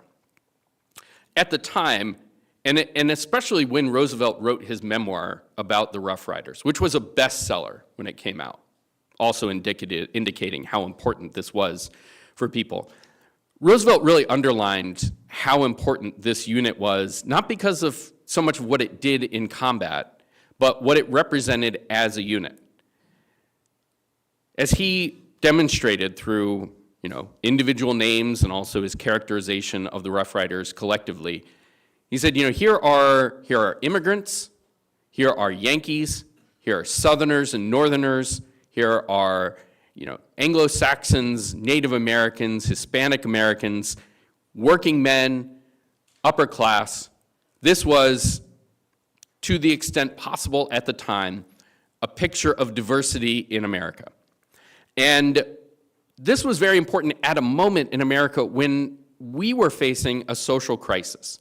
The United States had just come out of a crippling depression that still echoed through society. The country was rapidly industrializing with all the social struggles that came with that in terms of economic problems, dislocation. We were a country that was rapidly diversifying in terms of our immigrant population. Millions and millions of people, particularly from Southern Europe, were coming over and changing the face of what the country looked like.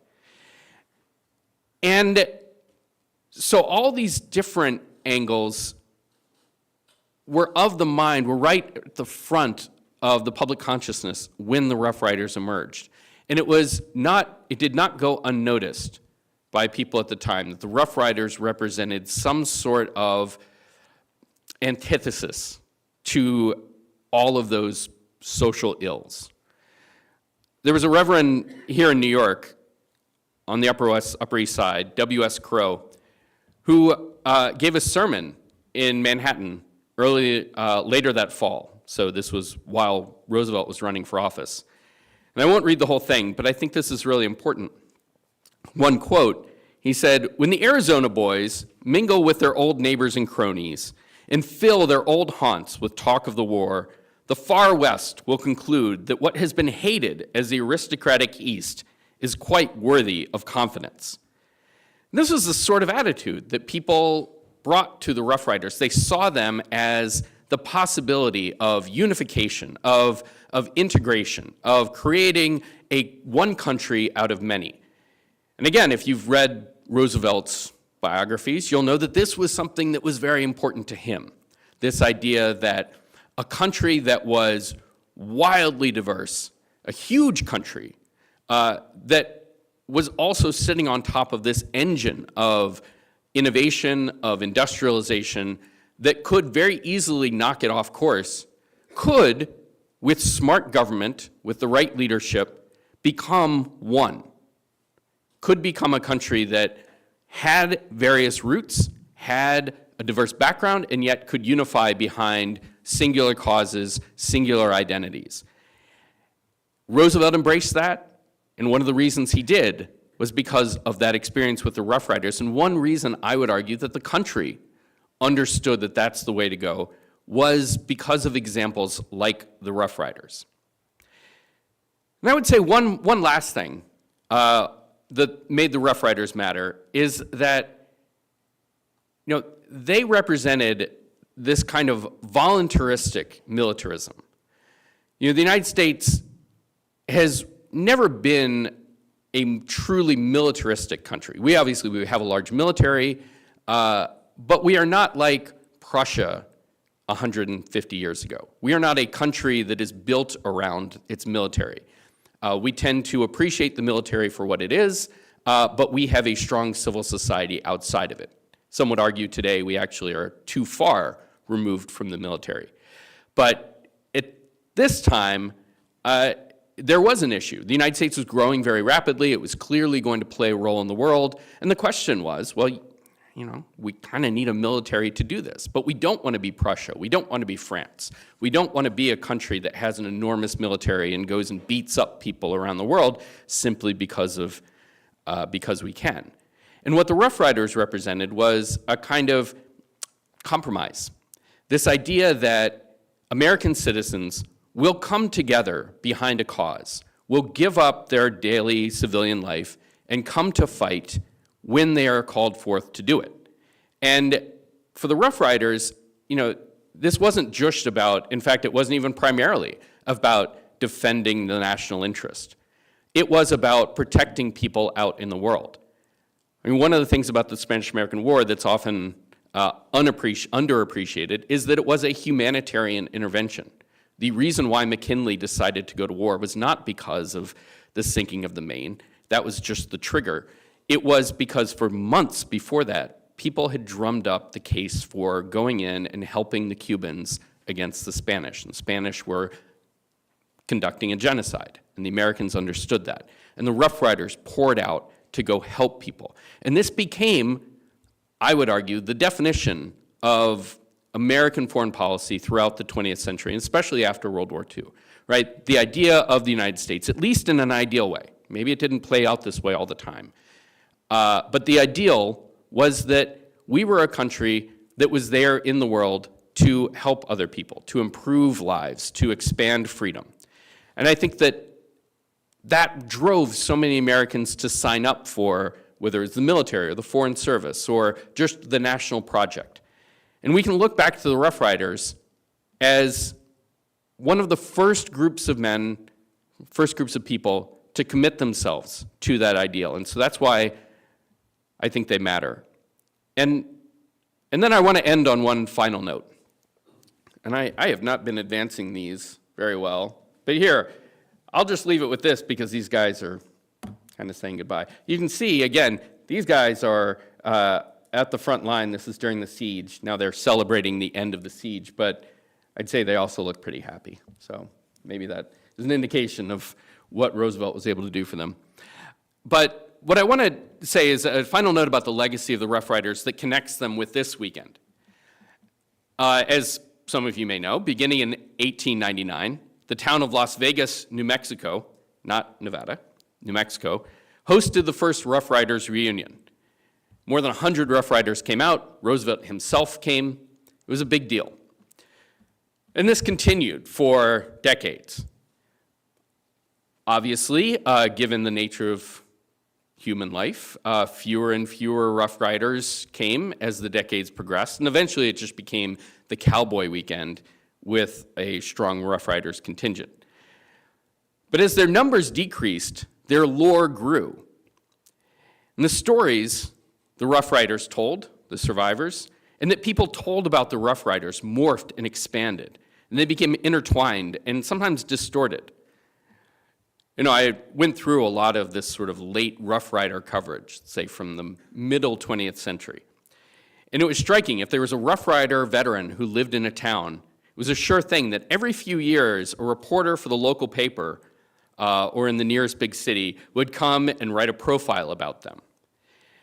And each time, the stories, you could even track this from a couple of years to a couple of years, and each time the stories the man would tell were sort of fish stories. They grew bigger and less accurate, but it's telling that the editors published these stories almost verbatim because this was the nature of the Rough Riders. They became more and more myth rather than simply history.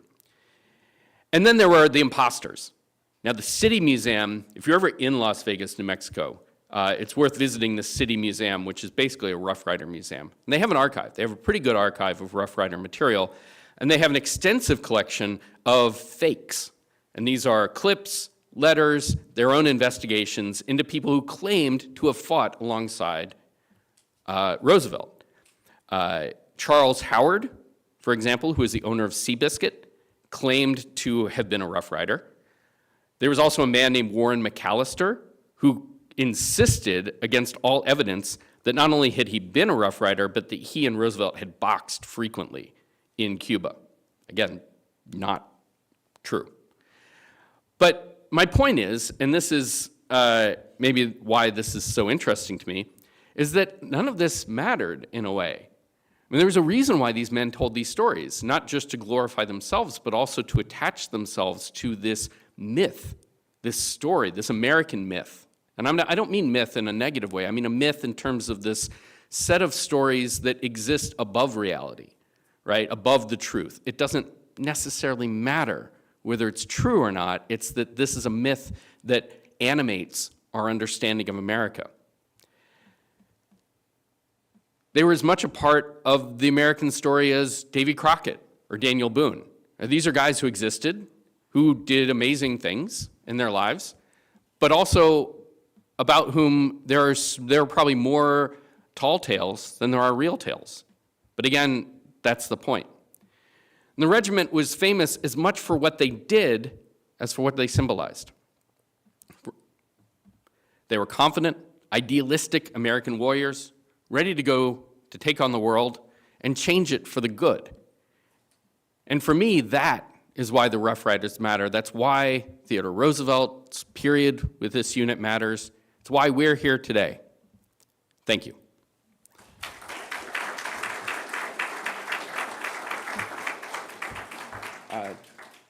You want to do any? Okay. Okay. All right. Clay, do you have any questions? Do you have any questions for us? Oh, we got a ton of questions. Oh, yeah, for sure. Okay. Let's see. We'll start with this gentleman here, and we'll work our way around. Clay, you've got a minute or two. You want to talk about Red Scare? Sure, yeah. So that's my most recent book. This is a narrative history of the Red Scare after World War II, the fear of communist subversion and espionage in the United States, and how it took on a life of its own and drove American culture and society and politics for the better part of 10 years. We don't have it here, but I'll just do my pitch. If you walk over to Theodore's, I know they have it there. And I'm happy to answer more questions, but let's talk about Theodore. Yep. Kettle Hill versus San Juan Hill. What was the difference, if there was, between the two charges? Yeah, so they're two humps on a camel, right? And for this book, I went down there. I went to Cuba, and that was its own fun story because getting into Cuba is not that easy. Renting a car in Cuba, particularly in Santiago, is not that easy. But I managed to do it. And so, if you can imagine, San Juan Hill is just a little bigger than Kettle Hill, and there's a little bit of a dip between the two. Not too much, but enough to notice. Now, these days, if you go there, Kettle Hill is not, there's a park. And the Cubans have actually done a really great job of protecting and keeping up and memorializing the battle scene. Kettle Hill is not part of that. So if you go to Kettle Hill, it's just far enough away for it to be in the Santiago suburbs. So there's a marker, but it's on a street side. And it says, this is where the Rough Riders first mounted the hill, right? And you can go there and you can kind of see San Juan Hill just over there. If you go to San Juan Hill, it is a full-on battlefield monument. A lot of it is there from when, before the revolution, the Cuban Revolution. So it's stuff that was donated by units. So there are individual markers for different regiments. There is a blockhouse, a recreation of the blockhouse that was there. You can also see the outlines, they're pretty faint now, where the trenches were, looking out onto Santiago that were dug. There's also, the Cubans have sort of a marker, a memorial for the unknown soldier, right? Because so many Cubans died in their war for independence, and most of them are completely anonymous. And so there's a marker for them. It's also interesting, there's a post-revolution marker that explains their version of the battle, which was essentially, the Americans came to help us out. And, you know, we can't ignore that they did, but this was really our fight. I mean, that's essentially what it says. It's sort of interesting. Like, that's how the Cuban government interprets it in their own, you know, communistic ideological way. Yes, ma'am, I think you had a question.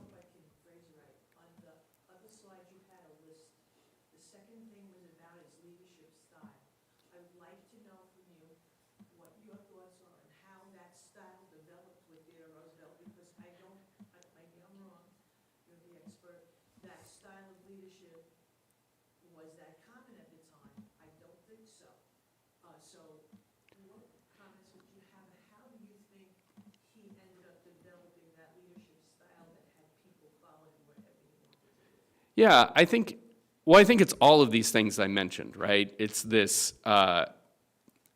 understanding of himself as an executive, right? Which is to say, not a king, not a figurehead, so not someone who's just, and that's maybe sort of the two ways that Americans thought of presidents, at least, right? We didn't want kings, and so we often had figureheads. Congress was much more powerful. The executive branch was not all that large at the time, although it was growing. And Roosevelt presented an image of a president that is strikingly modern. You know, if Roosevelt were here today, I mean, I'm sure there would be a lot of things he would be surprised at, but I think he would fit right in with the way that we expect not just presidents, but executives generally to lead. And that is a combination of both expertise, right? You expect your executive to really know how to be a manager and how to run things, not because they've been given the title or because they inherited the title, but because there's a meritocratic element. They earned it. They can do this job. But also a respect for everybody else, both as individuals, right? They're all there working toward the same goal. They deserve respect. But because they're experts in their own field, right? Whether it's Alan Capron as an expert soldier, or his Theodore Roosevelt's cabinet, which was full of experts, not just people who were friends of Roosevelt, and he delegated authority to them. And I think which is to say, you're right. There was not this understanding of leadership in that way. You know, McKinley was, I think, a much better president than he's often accorded, but he was very much a 19th century president. You know, he was president because he was the guy the Republican machine decided should be president. And did he have really all the characteristics that you needed in a president? I mean, I would argue not really, but Roosevelt did. And that's why Roosevelt was such a revolutionary figure as president. Yes. Yeah. Thank you, but I just have 2 points. I've been reading TR's own account of Rough Riders, and the first is, in your book, did you mention that his executive style, which was to bring in experts, was an extension of what he had been doing as a civil service commissioner during those 5 years from 1889 to 1895. Mm-hmm. And the second, the point that you brought out of the unification of the Rough Riders was really brought up by him, at least initially in on the train ride from San Antonio to Tampa, where everyone was running up to the train, and the old guys and the young guys were both waving Confederate and American flags, and he said for the first time, these people Yeah. who never thought America would be unified were surprising themselves in how unifying this war was. Yeah, absolutely. I mean, I think both of those points are absolutely correct. And, you know, it's, again, as I said, I don't want to argue that the Roosevelt who emerged from the Rough Riders was this completely new figure who had no precedent in his previous life. There are strands and roots that you can point back to his childhood and say, clearly these are elements of the Roosevelt who emerged as president. But at the same time, it's an incomplete picture. It's a kit of parts until the crucible of this experience, where he's able to bring these different threads of his life together into a coherent leadership style. And yeah, I mean, I think you're right as well, that the war, and this isn't just about the Rough Riders, this was the war generally. One of the other things that I didn't mention was that even in 1898, we really existed as two countries. There really was still this feeling that the South was a separate place, at least in the mind. I'm a Southerner myself, so I can say this, it still is a different place in a lot of ways, but very much so then. It was territorially, it was different. And it's interesting if you go through some of the magazines and newspapers in the lead up to the war, one of the reasons people put forward for going to war was, this is a way that we can reunify the country. This is a project that we can all get behind. And it's telling that one of the leaders that McKinley picked for the campaign was General Wheeler. Now, Wheeler had been the youngest general or one of the youngest generals in the Confederate Army. He was a cavalry general. But then he'd left the service. I mean, he had to. He was a Confederate soldier. But he ended up as a senator. And he was pulled out of politics by Wheeler. He was way too old to do this. But he was pulled out of politics by McKinley to run the cavalry operation because he was a Southerner. And there was this idea that this is how we unify the country. And so Roosevelt, seeing this as their train sort of went around they basically went down I-10 along the Gulf Coast. I-10 didn't exist, but the railroad did. And yeah, they were greeted by Southerners who were so excited to see this happening. And he said, this is taking place. And I, for better or worse, I think that is one of the things that the Spanish-American War achieved, was to say, we're one country again. Looks like he's standing up, so we're going to have one more question. Yes, sir. You often hear that Roosevelt goes to Cuba because his father was a $300 man. Right. Do you buy into it? Partly. You know, I think that, and look, Mornings on Horseback, for example, David McCullough's book about Roosevelt's childhood, I think is one of the great biographies flat out in American history, not just of Roosevelt. But I do think that one of the shortcomings of that book, and not just him, not just McCullough, but a lot of people, right, is this they over-psychologize Roosevelt, or they sort of almost have this Freudian reading of, he needed to make up for his father's failures. And I think that can't be dismissed completely, but I don't think that by the time he was this age, I don't think that that's even close to being the most important reason. I think that was a big motivation for him generally early on, wanting to improve himself and, be the best man he could be. But I think by this time, there are a lot of other things at work. One final thing, I realized I didn't talk about whiskey or spirits at all. I got carried away. But all the more reason for y'all to join us next, because I'm going to be transitioning with Rich into a really fun talk about whiskey and spirits in American history. So hope to see y'all there. I was just letting them know. That's a great segue into what I was going to say. Join Clay and Rich over at the Lodge. That will begin at 3:15, Brian? 3:15, 3:30? Okay, and we still have tours that are going on until about 4, so you can learn more about that in the schedule in the back. You can also visit our event partner at Hive Market and Art Gallery, located just down the street here. They are open until 5 o'clock today. And once again, thank you so much. Thank you so much for the town of Oyster Bay, Friends of Sagamore Hill. And may I just say that the Oyster Bay Railroad Museum, just down the block, it's open, it's free, there's nice railroad exhibits and a Theodore Roosevelt exhibit there too. Check out the Railroad Museum. Thank you so much. Now, this is great. Great to see everybody. Once again, thank you everyone for making this a great event, and we'll see you soon. Thank you.